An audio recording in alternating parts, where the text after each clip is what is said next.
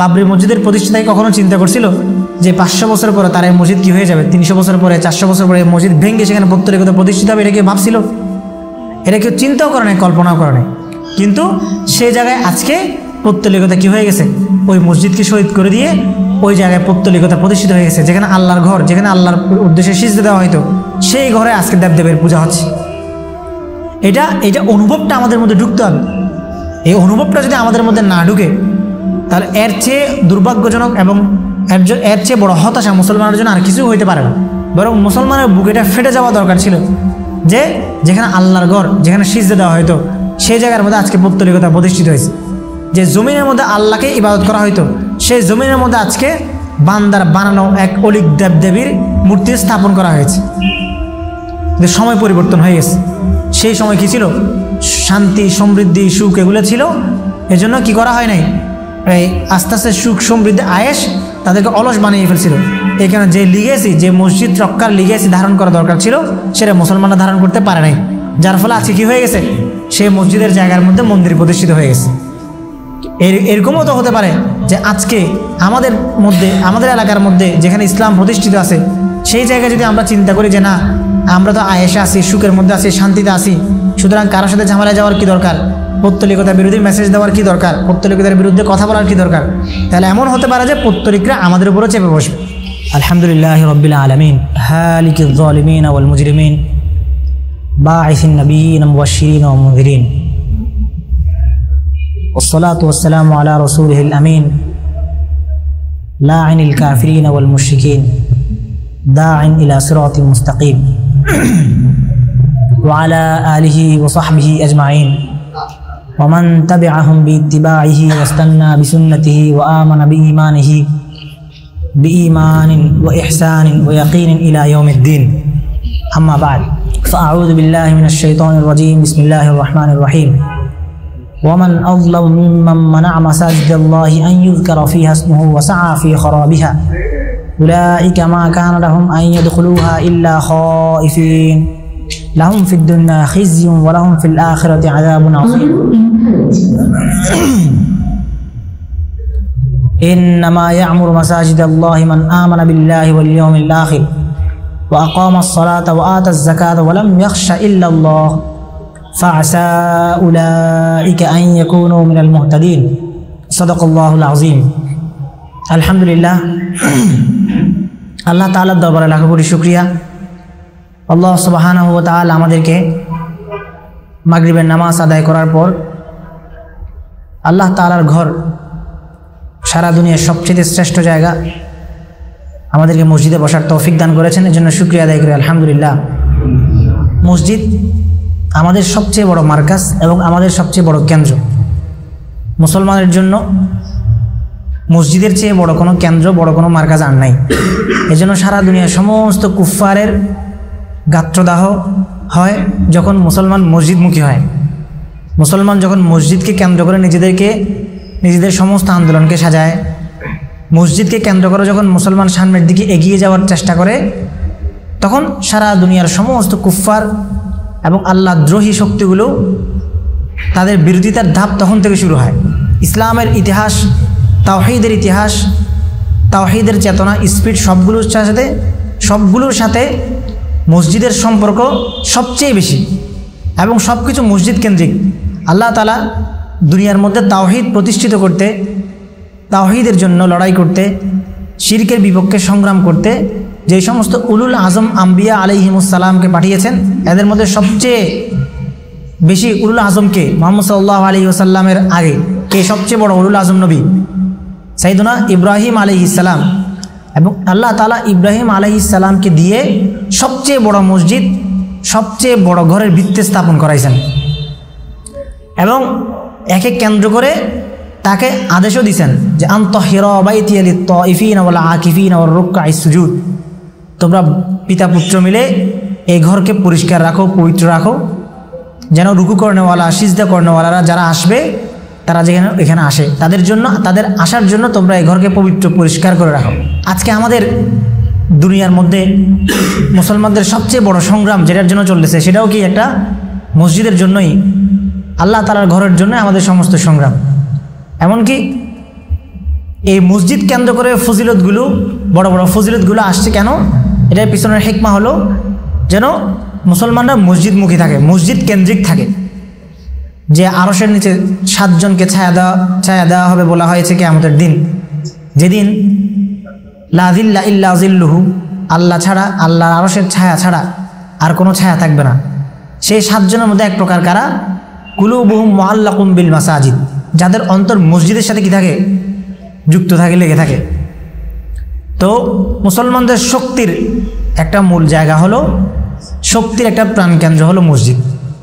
যখন মুসলমানরা মসজিদ থেকে দূরে সরে যাবে, মসজিদ নিয়ে তাদের কনসার্ন কমে যাবে এবং মসজিদ তাদের কাছে অগুরুত্বপূর্ণ হয়ে উঠবে, তখন থেকে আস্তে আস্তে তাদের মধ্যে দ্বীনি চেতনা, তাওহীদের যে স্পিরিট, এটা আস্তে আস্তে কমে যেতে থাকবে।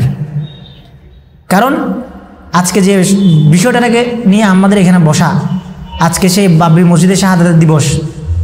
বাবরি মসজিদ শুধু যদি আমরা চিন্তা করি যে একটা ইট পাথরের দালান, একটা ঐতিহাসিক ভিত্তি হিসেবে চিন্তা করি, তাহলে যেই চেতনা আমাদের মধ্যে জাগ্রত হওয়ার কথা, সেই চেতনা আমাদের মধ্যে জাগ্রত হবে না। আজকে ভারতীয় মুসলমানদের একাংশের মধ্যে, একটা বড় অংশের মধ্যে বাবরি মসজিদ দিয়ে সেই চিন্তাটা হারিয়ে গেছে অনেকটা। আমাদের অনেক সময় ভারতীয় যারা মুসলমান, তাদের সাথে অনেকের সাথে কথা হওয়ার পর আমরা বুঝতে পারি যে তাদের একাংশের চিন্তা হলো যে পুরো দুনিয়াটাই তো সিজদার জায়গা, পুরো দুনিয়াটাই মসজিদ, পুরো দুনিয়ায় যেখানে চাই ইবাদত করা যায়। কিন্তু বাবরি মসজিদ কেন এত, বাবরি মসজিদকে নিয়ে কেন এত কথা হবে, বাবরি মসজিদ কেন্দ্রিক কেন এত আন্দোলন হবে? কারণ তারা মসজিদটাকে, বাবরিটাকে দেখতেছে কি হিসেবে? শুধু একটা ইট পাথরের দালান হিসাবে। তো বাবরি তো শুধু ইট পাথরের দালান না, বাবরি আমাদের ফিকির, বাবরি আমাদের চেতনা, বাবরি আমাদের চিন্তা। আমরা প্রথম আলোর সামনে যে গরু জবাইয়ের আন্দোলন দেই, সেটা কি শুধুমাত্র আমরা একটা পশুকে জবাই করি, নাকি পুরা একদম কি প্যাগান ন্যারেটিভ, যেটা মানে পূজার পৌত্তলিকতাটাকে আমরা জবাই করি, ঠিক না? কারণ আমরা তাদের চিন্তার মোকাবেলা করি, যে সিম্বলিক যে প্রতিবাদগুলো আমরা দেখাই, এগুলোর পিছনের মাকসাদ হলো আমরা আমাদের তাওহীদের চেতনাটাকে প্রতিষ্ঠিত করি। এই ভূখণ্ডের জন্য, এই উপমহাদেশের জন্য, এই জায়গাগুলোর জন্য মসজিদগুলো এক একটা চিন্তার বুনিয়াদ, একটা চেতনার বাতিঘর। আজকে যদি এই উপমহাদেশ, এই ভূখণ্ড থেকে মসজিদ কেন্দ্রিক যে চেতনা, এটা যদি দূর হয়ে যায়, এটা যদি আমাদের মাথা থেকে বের হয়ে যায়, তাহলে আমাদের যে আত্মপরিচয়, এই আত্মপরিচয়টা অনেকটা হারিয়ে যাবে, আত্মপরিচয়টা আর থাকবে না। এজন্যই মুশরিকদের, আল্লাহদ্রোহী শক্তিদের যাবতীয় প্রচেষ্টা হলো আমাদের কাছ থেকে এগুলো কেটে নেওয়া, আমাদেরকে এগুলোতে যেতে বাধা দেওয়া। নইলে আজকের ফিলিস্তিনের মধ্যে মসজিদুল আকসা সবার কাছে, যেহেতু 3 ধর্মের কাছে, তাদের কাছেও তাদের ন্যারেটিভ আছে, আমাদের কাছে আমাদের ন্যারেটিভ আছে, কিন্তু তারা আজকে আমাদের মসজিদগুলোতে আমাদেরকে প্রবেশ করতে বাধা দিচ্ছে, কিন্তু আমরা বারবার সেটাতে প্রবেশ করতে চাচ্ছি। তাদের বাধা দেওয়ার উদ্দেশ্যটাও এটা, আমাদের প্রবেশ করার উদ্দেশ্য যেটা, আমাদের প্রবেশ করতে চাওয়ার উদ্দেশ্য যেটা, তাদেরও বাধা দেওয়ার উদ্দেশ্য সেটা। এজন্য আল্লাহ তাআলা বলছেন, ওয়ামান আযলামু মিম্মান মানাআ মাসাজিদাল্লাহি আন ইউযকারা ফিহা ইসমুহু ওয়া সাআ ফি খরাবিহা উলাইকা মা কানা লাহুম আন ইয়াদখুলুহা ইল্লা খায়ফিন লাহুম ফিদ দুনিয়া খিজয়ুন ওয়া লাহুম ফিল আখিরাতি আযাবুন আযীম। তার চেয়ে বড় জালিম আর কে হতে পারে, যে কি করে আল্লাহর ঘর মসজিদের মধ্যে প্রবেশ করতে মানুষকে কি করে বাধা দিয়ে রাখে এবং মসজিদকে বিরান করার প্রচেষ্টা চালিয়ে যায়। তো পৌত্তলিকতা, আজকে পৌত্তলিকদের এত আস্ফালন, পৌত্তলিকদের এত উন্মাদনা কেন? কারণ তাদের চিন্তা চেতনাটাই এটা, যে আমাদের তাওহীদের যে মৌলিক চিন্তা, সেটা থেকে আমাদেরকে দূরে সরানো। আমাদের সাথে পৌত্তলিকদের সবচেয়ে বড় মোকাবেলা যেখানে, পৌত্তলিকদের সবচেয়ে বড় বিরোধিতা যেখানে, সেটা হলো তাওহীদে খালিসের জায়গা। আল্লাহ তাআলা নবী পাঠানোর সূচনাটাই করেছেন কি দিয়ে? পৌত্তলিকতাটাকে খণ্ডন করার জন্য। যেমন সাইয়্যিদুনা নূহ আলাইহিস সালাতু ওয়াস সালামকে প্রেরণ করার প্রয়োজন হতো না যদি তার যে উম্মত, তারা আগে থেকে মূর্তি পূজা শুরু না করতো। তারা আগে থেকেই মূর্তি পূজা শুরু করে দিয়েছিল। আদম আলাইহিস সালাতু ওয়াস সালামকে কেন্দ্র করেও তারা কি করতো? এগুলো হাদিসের মধ্যে আসছে। ইবনে আব্বাস রাদিয়াল্লাহু তাআলা আনহু বলছেন যে আদম আলাইহিস সালাতু ওয়াস সালামকে যেখানে দাফন করা হয়েছিল, সেখানেও তারা যাইতো, গিয়ে সেখানে তারা পূজা করার চেষ্টা করতো, পূজা করতো। তারপরে যে সমস্ত তাদের সালেহীন ব্যক্তিবর্গ ছিল, যারা দুনিয়াতে ভালো কাজ করতো, তারা মারা যাওয়ার পরে তারাও কি করতো? তাদের পূজা করতো, তাদেরকে নিয়ে ইবাদত করতো, তাদেরকে সম্মান করতো, তাদের মূর্তি বানাতো। এজন্য আল্লাহ তাআলা সাইয়্যিদুনা নূহ আলাইহিস সালাতু ওয়াস সালামকে দুনিয়াতে পাঠিয়েছিলেন, পাঠিয়ে তাদের সে পৌত্তলিকতাটাকে কী করছেন? চ্যালেঞ্জ করেছেন। এবং নবী আলাইহিস সালাম প্রত্যেকেই দুনিয়াতে এসে সর্বপ্রথম যে কনফ্লিক্ট তার উম্মতের সাথে হয়েছে সেটা পৌত্তলিকতাকে কেন্দ্র করে। ইহুদি খ্রিস্টানরাও কি হয়ে গেছিল? পৌত্তলিক হয়ে গেছিল, যদিও তাদের কাছে কিতাব ছিল, কিন্তু তারা পৌত্তলিকতা শুরু করে দিয়েছিল। এই জন্য আমাদের তাওহীদের যে ইতিহাসের ধারাবাহিকতা, আল্লাহ তাআলার যে খালিস তাওহীদ দিয়ে দুনিয়ার মধ্যে আম্বিয়া আলাইহিস সালামকে পাঠিয়েছিলেন, পৌত্তলিকরা তাদের এটার মুখালিফ ছিল বলে আমাদের সাথে তাদের যাবতীয় কী হয়েছিল? সংঘর্ষগুলো হয়েছিল। এই জন্য এই ইতিহাস, এই গোড়ার ইতিহাস এবং এই পৌত্তলিক চিন্তাধারা সামাজিকভাবে যে পৌত্তলিকতা প্রতিষ্ঠিত আছে, রাষ্ট্রীয়ভাবে যে পৌত্তলিকতা প্রতিষ্ঠিত আছে, এইগুলোর জায়গায় তাওহীদকে কী করতে হবে? রিপ্লেস করতে হবে। তাওহীদ যদি রিপ্লেস করা না হয় তাহলে এই পৌত্তলিকতার মোকাবেলা কোনোদিন করা যাবে না। আপনি কখনোই পৌত্তলিকতাকে তাওহীদ বাদ দিয়ে অন্য কোনো কিছু দিয়ে পৌত্তলিকতাকে মোকাবেলা করা যাবে না। এই জন্যই আল্লাহ তাআলা কোরআনের মধ্যে বারবার তাদেরকে চ্যালেঞ্জ করছেন এবং ইব্রাহিম আলাইহিস সালাতু ওয়াস সালামের উদাহরণ নজির আমাদের সামনে পেশ করছেন। বারবার এই আম্বিয়া আলাইহিস সালামের সাথে তাদের উম্মতের সংঘাতগুলো আমাদের সামনে পরিষ্কার করেছেন। ইব্রাহিম আলাইহিস সালাতু ওয়াস সালামকে দিয়ে সবচেয়ে বড় সংঘাতটা করিয়ে আমাদেরকে দেখিয়েছেন যে পৌত্তলিকতাকে এভাবে কি করতে হয়? ধ্বংস করতে হয়, নষ্ট করতে হয় এবং এর মধ্য দিয়ে তাওহীদকে প্রতিষ্ঠিত করা যায়। ইব্রাহিম আলাইহিস সালাতু ওয়াস সালামের ঘটনা কেমন ছিল? তিনি আল্লাহ তাআলা তাকে যার ঘরে জন্ম দিয়েছিলেন, আজরের ঘরে, সে ছিল এক পৌত্তলিকের ঘরে আল্লাহ তাআলা এক নবীকে পাঠাইছেন। কেন? এটার পিছনে মাকসাদ কী ছিল? আল্লাহ তাআলা তাকে স্বাভাবিকভাবে অন্য কোনো পরিবার থেকে ইব্রাহিম আলাইহিস সালাতু ওয়াস সালামকে প্রেরণ করতে পারতেন, সেইখানে তার জন্ম হতো এবং তিনি নবুয়ত পেতেন। কিন্তু আল্লাহ তাআলা সবচেয়ে বড় মোকাবেলাটা যে জায়গায় হবে সেই জায়গাকে মোকাবেলা করার জন্য আল্লাহ তাআলা ইব্রাহিম আলাইহিস সালামকে এক পৌত্তলিকের ঘরে জন্ম দিয়েছেন এবং জন্ম থেকেই বুঝবান হওয়ার পর থেকেই ইব্রাহিম আলাইহিস সালাতু ওয়াস সালামের সাথে কী হয়ে গেছে? সংঘাতটা শুরু হয়ে গেছিল, যে ঘটনা কোরআনের মধ্যে আছে। ইব্রাহিম আলাইহিস সালাতু ওয়াস সালাম বারবার তাদেরকে জানতে চেয়েছেন, তাদের কাছে প্রশ্ন করেছেন, তারা বাবাকে প্রশ্ন করছেন, ইয়া আবাতি লিমা তা'বুদু মা লা ইয়াসমা, যে হে আমার পিতা, আপনি কেন এমন এক কিসের দেবীর বা এমন এক প্রতিমার পূজা করেন যেটা শুনতে পায় না, দেখতে পায় না, কিছুই করতে পায় না? তো এই শুনতে না পাওয়া, দেখতে না পাওয়া, এগুলো তারাও জানতো, তাদের পিতাও জানতো, সবাই জানতো, কিন্তু তাদের মনের মধ্যে এই শিরকের প্রতি, পৌত্তলিকতার প্রতি যে আবেগ, যে ভালোবাসা তাদের তৈরি হয়ে গিয়েছিল, এটা তাদের মন থেকে দূরে সরে নেই। এই জন্য সবসময় তারা, প্রত্যেক নবীরাই যখন তাদেরকে বলছে, চ্যালেঞ্জ করছে যে তোমরা এখান থেকে সরে আসো, তখনই তারা উত্তর দিয়েছে, তোমরা কি আমাদের কাছে এসেছো এই জন্য যেন আমরা আমাদের পূর্বপুরুষদের রেখে যাওয়া যে উত্তরসূরি, আমাদের উত্তরসূরিদের রেখে যাওয়া যে ঐতিহ্য, যে চিন্তা চেতনা, এটা থেকে আমরা দূরে সরে যাই, এটাই কি তোমরা আমাদের কাছে চাও? এটাই ছিল তাদের সর্বপ্রথম আর্গুমেন্ট। তোমরা কি চাও যে আমরা আমাদের পূর্বপুরুষদের ঐতিহ্য থেকে দূরে সরে যাই? তো এরপরে ইব্রাহিম আলাইহিস সালাতু ওয়াস সালাম তাদের সাথে বারবার তর্ক বিতর্কের দিকে যাচ্ছিলেন, তারা কিছুতেই মানতে রাজি ছিল না। এরপরে যখন তারা সবাই একটা জায়গায় গেল আর ইব্রাহিম আলাইহিস সালাতু ওয়াস সালাম রয়ে গেলেন, তিনি তাদের কাছে এবার প্র্যাকটিক্যাল সংঘাতে গেছেন। প্রথম সংঘাতটা কী ছিল? প্রথম সংঘাত ছিল তাদের সাথে মৌখিক, এরপর তাদের সাথে তিনি প্র্যাকটিক্যাল সংঘাতে গেছেন। কিভাবে তাদের ন্যারেটিভকে ভাঙতে হয়, তাদের মস্তিষ্কের যে চোখ বন্ধ হয়ে আছে সেটাকে কীভাবে খুলতে হয়, সেটা দেখানোর জন্য তিনি তারপর প্র্যাকটিক্যাল সংঘাতে গেছেন। সবগুলো মূর্তি ভেঙে বড়টার গলার মধ্যে কুড়ালটা ঝুলিয়ে দিয়েছেন। এরপর যখন তারা জানতে চাইলো যে এই কাজ কে করেছে, তখন তিনি বললেন যে এই বড় মূর্তি যাকে দেখতে পাচ্ছ সে এই ছোটো মূর্তিগুলোকে ভাঙছে। তো তারা তো জানতো এই ছোটো মূর্তির কাছে ভাঙার কোনো ক্ষমতা নাই, এই বড় মূর্তির কাছে এই ছোটো মূর্তিগুলোকে ভেঙে ফেলার কোনো শক্তি নাই, ক্ষমতা নাই। জানা সত্ত্বেও ইব্রাহিম আলাইহিস সালাতু ওয়াস সালাম এই উদাহরণটা পেশ করছেন তার জাতির জন্য, যেমন তার পরবর্তীতে যারা আসবে তাদের জন্য, যে পৌত্তলিকতার মোকাবেলা যদি করতে হয় তাহলে কোনো নমনীয় নীতি অবলম্বন করে এবং পৌত্তলিকতার প্রতি সমর্থন জানিয়ে, সমর্থন দিয়ে, তারপরে পৌত্তলিকতার মুছে না ফেলার যে চিন্তাধারা, এটাকে বহাল রেখে কখনো পৌত্তলিকতার মোকাবেলা করা যাবে না। যদি এরকম হয় যে পৌত্তলিকতার প্রতি আমার সমর্থন রেখে আমি যদি আমার দাওয়াত দিতে চাই, তাহলে সে দাওয়াত ফলপ্রসূ হবে না। কারণ দেখেন, সমস্ত নবী দুনিয়াতে এসে পৌত্তলিকতাটাকে, মূর্তি পূজাকে, দেবদেবীর উপাসনাকে তারা বাঁচায় রাখেন নাই। এবং তারা বলেন নাই যে তোমরা তোমাদের মতো থাকো, আমরা আমাদের মতো থাকি, এটা বলেন নাই। সবসময় বলেছেন যে তোমরা এটা ছেড়ে দাও, এরপর তোমরা আমাদের দিকে আসো। এটা বহাল লেগে তোমরা আমাদের দিকে আসতে পারবে না। বিপরীতে পৌত্তলিকতার ভূমিকা ছিল অন্যরকম। যারা মূর্তি পূজা করতো তারা কি বলছে যে এক কাজ করো, তোমার আর আমাদের মধ্যে একটা কি হোক, চুক্তি হোক, চুক্তি অনুযায়ী তুমি আমাদের দেবদেবের পূজা করো 1 বছর, তারপরে আমরা তোমার খোদার ইবাদত করি 1 বছর। এভাবে আমাদের মধ্যে সহাবস্থান বজায় থাকবে। কিন্তু আল্লাহ রাসূল সাল্লাল্লাহু আলাইহি ওয়াসাল্লাম তাদের এই ডিলকে অ্যাকসেপ্ট করছিলেন?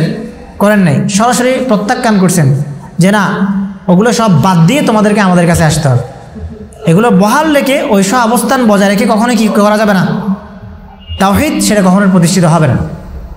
এমনকি যখন দ্বীনের জন্য, ইসলাম গ্রহণ করার জন্য, জানতে চাওয়ার জন্য আসতো আল্লাহ রাসূলের কাছে এবং জিজ্ঞাসা করতো যে আপনি কে, তখন আল্লাহ সাল্লাল্লাহু আলাইহি ওয়াসাল্লাম উত্তর দিয়েছিলেন আমি নবী। তো আল্লাহ রাসূল সাল্লাল্লাহু আলাইহি সাল্লামকে পাল্টা প্রশ্ন করলেন যিনি দাওয়াত বুঝতে এসেছিলেন, বললেন নবী কি জিনিস? বলছে আল্লাহ তাআলা আমাকে দুনিয়াতে পাঠিয়েছেন যেন আমি কি করি, মানুষকে আত্মীয়তার সম্পর্কে আত্মীয়তার বন্ধন রক্ষার গুরুত্ব সম্পর্কে বুঝাই, এবং মূর্তি ধ্বংস করার জন্য আল্লাহ তাআলা আমাকে দুনিয়াতে পাঠিয়েছেন। তো এই মূর্তি ধ্বংসের যে ব্যাপারটা, এটা মূলত বাহ্যিকভাবে যেটা বোঝাচ্ছে, এটার চেয়ে গুরুত্বপূর্ণ হলো যে চিন্তা, এই চিন্তাকে পরিশুদ্ধ করা, এই চিন্তাকে কি করা, পরিষ্কার পরিচ্ছন্ন করা।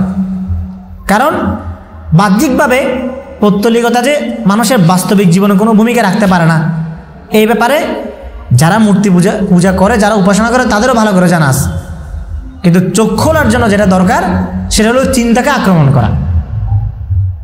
যেমন এক সাহাবী ছিলেন না, হযরত আমর ইবনুল জামুহ রাদিয়াল্লাহু তাআলা আনহু। এই সাহাবীর 4 জন ছেলে ছিল এবং এই সাহাবী ছিলেন মদিনার আনসারদের এক গোত্র, বনু সালামার গোত্রপ্রধান ছিলেন। তো তার ছেলেরা সবাই আগেই ইমান এনে ফেলেছিলেন, কিন্তু তিনি ইমান আনেন নাই। তো তার ছেলেরা মূলত, তার এক ছেলে বাইয়াত আকাবার যে দ্বিতীয় শপথ হয়েছিল, সেই দ্বিতীয় শপথের মধ্যে তার এক ছেলে উপস্থিত ছিলেন। তো শপথের পর যখন মদিনায় হযরত মুসআব রাদিয়াল্লাহু তাআলা আনহুকে কোরআন শিখানোর জন্য পাঠানো হয়, তো সেই সময় অনেকেই ঈমান আনা শুরু করেছে মদিনায়। তা আমর ইবনুল জামুহ, ওনার কাছে এই খবরগুলো আসে সবসময় যে এক লোক এসেছে, কি যেন শোনায়, সেই সব শুনে সবাই ঈমান এনে ফেলে। তো তিনি তার স্ত্রীকে বলেন যে তুমি একটু সাবধান থাকবা, তোমার ছেলেরা যেন কি না হয়ে যায়, আবার মুসলমান না হয়ে যায়। কিন্তু ওনার স্ত্রী নিজেও মুসলমান হয়ে গেছিলেন, ছেলেরা তো আগে হয়ে গেছে। তিনি বললেন যে না, আমি তো খেয়াল রাখবো, তবে এক কাজ করা যায় যে আপনি একটু ওদেরকে ডেকে একটু শুনে দেখেন এরা কি বলে, একটু শুনে দেখেন। তো তার ছেলে আসলো, তাকে সূরা শোনালো, কোরআন তেলাওয়াত শোনালো। শোনার পর আমর ইবনুল জামুহ জিনিসটা বুঝতে পারছেন, কিন্তু তিনি বললেন যে এক কাজ করা যাক, আমি আমার যে ব্যক্তিগত যে দেবী আছে, ব্যক্তিগত যে মূর্তি আছে, আমার উপাস্য আছে, তার সাথে আমি একটু পরামর্শ করে দেখি, তারপর আমি ঈমান আনবো। তখনকার সময় এরকম ছিল যে প্রত্যেক গোত্রপতি নিজেদের কাছে কি রাখতো, এক একটা মূর্তি রাখতো। এটা তার পার্সোনাল মূর্তি, মানে পার্সোনাল দেবী। এটা শুধু তার সমস্ত প্রয়োজন পূরণ করবে, অন্যদের না। তার যাবতীয় পেরেশানি, দুঃখ পেরেশানি সবাই একে বলবে এবং সে সেটা কী করবে, তার সমস্ত সমস্যার সমাধান দিবে। তো তিনি তার ছেলেদেরকে বললেন যে ঠিক আছে, আমি আমার মানাতের সাথে কি করে দেখি, পরামর্শ করে দেখব। পরামর্শ করার পরে সে যদি আমাকে কোনো সিগন্যাল দেয়, তাহলে আমি তোমাদের সাথে এই বিষয়ে আবার আলোচনা করব। তো ঠিক সেই সময় ছেলে তাকে বুঝালো যে সুযোগ পেয়ে যে এত আপনাকে কিছুই বলতে পারবে না, কিছুই করতে পারবে না সে। তো তারা জানতো, নিজেরাও জানতো যে মূর্তি তাদেরকে কিছু বলতে পারবে না। সেই জন্য তারা করতো কি, তারা যে মন্দিরের মধ্যে যে উপাসনালয়ে মূর্তি রাখতো, সে মূর্তির কাছে যখন তারা কোনো কিছু চাইতে চাইতো, তখন ওই মূর্তির পিছনে একটা বৃদ্ধ মহিলাকে বসায় রাখতো এবং এরপর মূর্তির কাছে বলতো, প্রশ্ন করতো বা নিজেদের সমস্ত মনের কথা বলতো, এবং বিশ্বাস করতো তারা যে তখন মূর্তি তার উত্তরটা পিছনে বসে থাকা বৃদ্ধা মহিলার অন্তরের মধ্যে ঢেলে দেয় এবং ওই বৃদ্ধা মহিলা নিজের মুখ দিয়ে বলে। এ ছিল আরব জাহিলিয়াতের সময়ে তাদের বিশ্বাস। তো তিনি গেলেন, আমর ইবনুল জামু পরামর্শ করার জন্য গেছেন। তো পরামর্শ করার জন্য গিয়ে দেখলেন, যখন নিজের সব কথা বললেন যে এরকম একজন লোক এসে সবাইকে মুসলমান বানিয়ে ফেলছে, আমার কাছে এরকম দাওয়াত আসছে, আমি এখন কি করতে পারি? তো পিছন থেকে কোনো আওয়াজ আসলো না। পিছনে যে বৃদ্ধা মহিলাকে বসিয়ে রাখা হয়েছিল তার পক্ষ থেকে কোনো যখন আওয়াজ আসলো না, তখন আমর ইবনুল জামু ভাবলেন সম্ভবত এই দেবী তার উপর রাগ করছে, তার উপর রাগান্বিত হয়ে গেছে, কারণ সে মুসলমান হওয়ার কথা চিন্তা করতেছে তাই।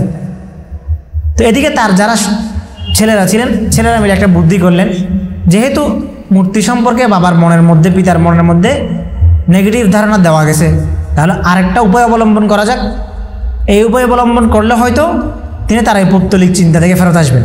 সেটা কি? সেটা হচ্ছে যে রাতের বেলা ওই মূর্তিটাকে নিয়ে কোথাও ফেলে দিয়ে চলে আসেন। তো তারা কি করলেন, রাতের বেলা বন্ধুরা মিলে, ভাইয়েরা মিলে এই মূর্তিটিকে নিয়ে, মানাতকে নিয়ে ফেলে আসলেন, যেখানে সবাই ময়লা ফেলতো ওইখানে ফেলে আসছে। তা আমর ইবনুল জামু সকালবেলা গিয়ে দেখলেন মূর্তি নাই। তো ওনার খুব মাথা গরম হয়ে গেল যে আমার দেবীর সাথে এরকম আচরণ কে করছে। আবার ওই মূর্তিটাকে তুলে এনে পরিষ্কার পরিচ্ছন্ন করে গায়ে সুগন্ধি লাগায়ে আবার ওটাকে আবার জায়গার মধ্যে রাখছে। এরপর খোঁজা শুরু করছে কে এই কাজটা করছে, কিন্তু কাউকে খুঁজে পায় নাই। তো তিনি আবার ওই মূর্তির কাছে মাফ চেয়ে আবার কি করছেন যে আমি পরের দিন এসে আবার পরামর্শ করব। দ্বিতীয় দিন রাতের বেলাও আবারও ভাইয়েরা, ওনার ছেলেরা আর বন্ধু মিলে এই মূর্তিকে আবার ফেলে দিয়ে আসছে। দ্বিতীয় দিন উনি ফেরত নিয়ে আসছেন। তৃতীয় দিন কি করছে? তৃতীয় দিন হচ্ছে তারা এই মূর্তিটাকে একেবারে যেখানে সবাই কি ফেলতো, মলমূত্র ফেলতো, ওইখানে ফেলে গলার মধ্যে একটা মৃত কুকুর বেঁধে দিয়ে আসছে, একটা মরা কুকুর বেঁধে দিয়ে আসছে। তো সকালবেলা যখন উনি দেখছেন যে মূর্তি তো মলমূত্রের মধ্যে পড়ে তো আসেই, সাথে গলার মধ্যে একটা কুকুরও বাঁধা। তারপর তিনি বললেন যে আমি তো তোমাকে এতদিন পর্যন্ত, ও হ্যাঁ তার আগে একটা কথা আছে, দ্বিতীয় দিন যখন ফেরত নিয়ে আসছিলেন তখন তিনি মূর্তির সাথে একটা তলোয়ারও দিয়ে দিয়েছিলেন, একটা ছুরিও দিয়ে দিয়েছিলেন, তার গলার মধ্যে একটা তলোয়ার ঝুলে দিয়ে বলছিলেন এবার যদি তোমাকে কেউ নিতে আসে তাহলে তুমি নিজের মোকাবেলা নিজে করবা। কিন্তু পরের দিন দেখা গেল মরা কুকুরের সাথে বাঁধা। বলছে যে নিজেকে হেফাজত করতে পারে না সে আমাকে কীভাবে হেফাজত করবে। এরপর তিনি ঈমান আনছেন। ঈমান আনার পর তিনি বদরের যুদ্ধের মধ্যে তার খোড়া পানি শহীদ, উহুদের যুদ্ধের মধ্যে তার খোড়া পানি শহীদ হয়েছিলেন। বদরের যুদ্ধের মধ্যে যেতে চেয়েছিলেন, তো তার ছেলেরা যেতে দেয় নাই। তা আল্লাহ সাল্লাল্লাহু আলাইহি সাল্লাম বলছেন আপনি বৃদ্ধ মানুষ, আপনার জিহাদ ফরজ হয় নাই, যুদ্ধ আপনাকে করতে হবে না, আপনি ঘরে থাকেন। কিন্তু উহুদের সময়ের মধ্যে তিনি বললেন যে না, আমি যেভাবে হোক যাবই যাব। তো ছেলেরা যেতে দিবে না। তিনি রাসূল আকরাম সাল্লাল্লাহু আলাইহি ওয়াসাল্লামের কাছে আসলেন। আসার পরে বললেন ইয়া রাসূলুল্লাহ, আমার ছেলেরা আমাকে যেতে দিচ্ছে না, আমি কি করতে পারি? তখন আল্লাহ রাসূল সাল্লাল্লাহু আলাইহি ওয়াসাল্লাম তার ছেলেদেরকে ডেকে বললেন যে তোমরা তাকে যেতে দাও, হয়তো আল্লাহ তাআলা তাকে কি দান করবেন, শাহাদাত তাকে নসিব করবেন। এরপর তিনি উহুদের যুদ্ধের মধ্যে গিয়ে বীরত্ব দেখায় শহীদ হয়েছেন। শাহাদাতের আগে আল্লাহ রাসূল সাল্লাল্লাহু আলাইহি ওয়াসাল্লামের কাছে তিনি জিজ্ঞাসা করতেছিলেন যে ইয়া রাসূলুল্লাহ, আমি যদি শহীদ হয়ে যাই তাহলে আমি জান্নাতের মধ্যে কি আমার পা খোড়া থাকবে নাকি ভালো হয়ে যাবে? রাসূল আকরাম সাল্লাল্লাহু আলাইহি ওয়াসাল্লাম তাকে বললেন যে তোমার পা তখন তুমি জান্নাতেই যাবা, তোমার এই পা তখন কি হয়ে যাবে, ভালো হয়ে যাবে। তো শাহাদাতের পর আল্লাহ রাসূল সাল্লাল্লাহু আলাইহি ওয়াসাল্লাম এই সাহাবীকে দেখে বলেছিলেন যে আমি আপনাকে দেখতে পাচ্ছি আপনি জান্নাতের মধ্যে, আপনার এই খোড়া পাটা ভালো হয়ে গেছে এবং আপনি সে ভালো পা নিয়ে আপনি জান্নাতে বিচরণ করতেছেন। অথচ এই সাহাবী যার ব্যাপারে আল্লাহ রাসূল সাল্লাল্লাহু আলাইহি ওয়াসাল্লাম জান্নাতের সুসংবাদ দিচ্ছেন, এই সাহাবী পৌত্তলিক ছিলেন, কিন্তু পৌত্তলিকতা যখন তাদের অন্তর থেকে বের হয়ে গেছে, পৌত্তলিকতাকে ধুয়ে মুছে যখন অন্তর থেকে পরিষ্কার করে ফেলে দিয়েছেন, তখন তারা শ্রেষ্ঠ মানুষে পরিণত হয়ে গেছেন। এবং পৌত্তলিকতার সাথে তাদের সংঘাতটা কোনো সহাবস্থানমূলক ছিল না, বরং ছিল হয় হ্যাঁ অথবা না, দুইটার কোনো একটা। ঠিক আছে? কারণ একমাত্র মূর্তি পূজা মানে যে কোনো চিন্তাধারার মধ্যে, দুনিয়ার মধ্যে তো বহু ধরনের চিন্তাধারা প্রতিষ্ঠিত আছে, এর মধ্যে সবচেয়ে নিকৃষ্ট, সবচেয়ে জঘন্য এবং সবচেয়ে বিশ্রী চিন্তাধারা হলো পৌত্তলিকতা। এটা কোনো প্রকারের পর্যায়ে পড়ে না, এরকম একটা চিন্তাধারা। এই জন্য আল্লাহ তাআলা কোরআনের মধ্যে বলেছেন ইন্নামাল মুশরিকুনা নাজিসুন, মুশরিকদেরকে আল্লাহ তাআলা কি বলেছেন, নাপাক বলেছেন, নাজিস বলেছেন। কারণ এর সাথে কোনো কি হয় না, কম্প্রোমাইজ হয় না। এবং মাঝে মধ্যে আরবরা নিজেরাও বুঝতে পারতো যে তারা যে দেবদেবীগুলো নিয়ে ঘুরে, তারা যে পৌত্তলিক উপাসনাগুলো করে, এগুলো যে তাদের কোনো কাজে আসে না, এটা তারা নিজেরাও বুঝতে পারত। কারণ তারা এমনও হতো যে তারা যারা ব্যবসায়ী ছিল, তারা ব্যবসার একটা দেবী বানাতো। এই ব্যবসার দেবীটা তারা বানাতো খেজুর দিয়ে। তো এরকম এক ব্যবসায়ী, সে ব্যবসায়িক উদ্দেশ্যে আরেক দেশে সফর করতে যাচ্ছে। তো সফর করার জন্য যখন যাচ্ছে, তখন তার সাথে কী ছিল, একটা এরকম খেজুরের দেবী ছিল। তো অর্ধেক যাওয়ার পর তার খিদে লাগছে, তারপরে সে কী করছে, তার দেবীর একটা হাত খেয়ে ফেলছে। আরও কিছু দূর যাওয়ার পরে তার আবার ক্ষুদা লাগছে, তারপর সে হাত আরেকটা খেয়ে ফেলছে। এভাবে করতে করতে সে সফর পর্যন্ত পৌঁছতে পৌঁছতে তার পুরো দেবী তার খাওয়া শেষ হয়ে গেছে। ঠিক আছে, কারণ এই পৌত্তলিকতা, এই পৌত্তলিক দেবী, এই প্রতিমা তার কোনো কি আসে নাই, উপকারে আসে নাই। এই জন্য আল্লাহ তাআলা কোরআনের মধ্যে সবসময় এই চ্যালেঞ্জটাই করছেন, যারা উপাসনা করে, যারা তাওহীদের বিপরীতে গিয়ে আল্লাহ তাআলার সাথে শিরক করে, এরকম মুশরিক যারা আছে, তাদেরকে সব সময় বলছেন, চ্যালেঞ্জ করছেন কি দিয়ে, যে এরা তোমাদের কোনো উপকারে আসে না, এরা তোমাদের কোনো কাজে আসে না, এরা তোমাদের কথা শুনে না, এরা খায় না, এরা পান করে না। এমনকি তাদের গায়ে যদি একটা মাছি বসে, সে মাছি তাড়ানোর শক্তিও তাদের নাই। তো এই যে এটা হচ্ছে আকীদার জায়গা থেকে, আকীদার জায়গা থেকে আমরা মুসলমান মানে সে সমস্ত ধরনের পৌত্তলিক চিন্তার বিরোধী হবে। মুসলমান সে তার নিজেদের মধ্যে ইখতিলাফ থাকতে পারে, তাদের নিজেদের মধ্যে ফিকহের ইখতিলাফ থাকতে পারে, আকীদার ইখতিলাফ থাকতে পারে, মাসাইলের ইখতিলাফ থাকতে পারে, নানান ধরনের বৈচিত্র্য এবং ভিন্নমত মুসলমানের মধ্যে থাকতে পারে, কিন্তু সমস্ত মুসলমান একটা জায়গায় সবসময় এক এবং ন্যাক একই থাকবে, সেটা হলো তারা তাওহীদে খালিসের উপরে থাকবে। কোনো ধরনের পৌত্তলিক চিন্তাভাবনাকে সে তার মনে, তার আকলে, তার বুদ্ধিতে, তার কর্মকাণ্ডে স্থানই দিবে না। কারণ যার ইবাদত, যার তাওহীদের মধ্যে পৌত্তলিকতা মিশে যায় এবং যে পৌত্তলিক ধ্যান ধারণাকে তার সমাজের মধ্যে, তার প্রতিষ্ঠানের মধ্যে, তার কর্মকাণ্ডের মধ্যে বহাল রাখে, সে মুসলমান কখনোই তাওহীদ প্রতিষ্ঠার আন্দোলনে পরিপূর্ণভাবে শরীক হতে পারবে না, এবং তাকে দিয়ে তাওহীদের প্রতিষ্ঠার যে আন্দোলন, সেটা কখনো হবে না। এজন্যই পৌত্তলিকতা যুগে যুগে, সময়ে সময়ে বিভিন্ন বাহনে চড়ে চড়ে আমাদের কাছে আসে। হয়তো দেখা যায় যে কেউ পরিপূর্ণ কি করতেছে না, মূর্তি পূজা করে না, পুরোপুরি এরকম অলিক দেবদেবীর উপাসনায় নাই, কিন্তু সেটা বিভিন্ন ফর্মে তাদের কাছে আসতে থাকে। আজকে আমাদেরকে সামাজিক সংস্কৃতি বা বিভিন্ন চর্চার নামে, ঐতিহ্য চর্চার নামে পৌত্তলিকতার বিভিন্ন চর্চা আমাদের মধ্যে কি করা হয়। এই যেমন কি করা, মঙ্গল শোভাযাত্রা, তারপর আরও নানান ধরনের কি আছে, পৌত্তলিকতা প্রতিষ্ঠিত আছে, কবর কেন্দ্রিক পৌত্তলিকতা প্রতিষ্ঠিত আছে। এগুলো সব এক একটা কি পৌত্তলিকতার ফর্ম, চিন্তার জায়গা থেকেও আছে। বিভিন্ন এলাকার মধ্যে, দেশের বিভিন্ন জায়গার মধ্যে এখনও এই জিনিসগুলো প্রতিষ্ঠিত আছে, যদিও নাম কাওয়াস্তে এবং তাদের নাম, তাদের পরিচয় মুসলমান, কিন্তু তাদের চর্চার মধ্যে কি রয়ে গেছে, পৌত্তলিকতা রয়ে গেছে। এজন্য আমাদেরকে সবসময় কোরআনের বয়ানটাকে প্রতিষ্ঠিত করতে হবে এইসব ক্ষেত্রগুলোতে।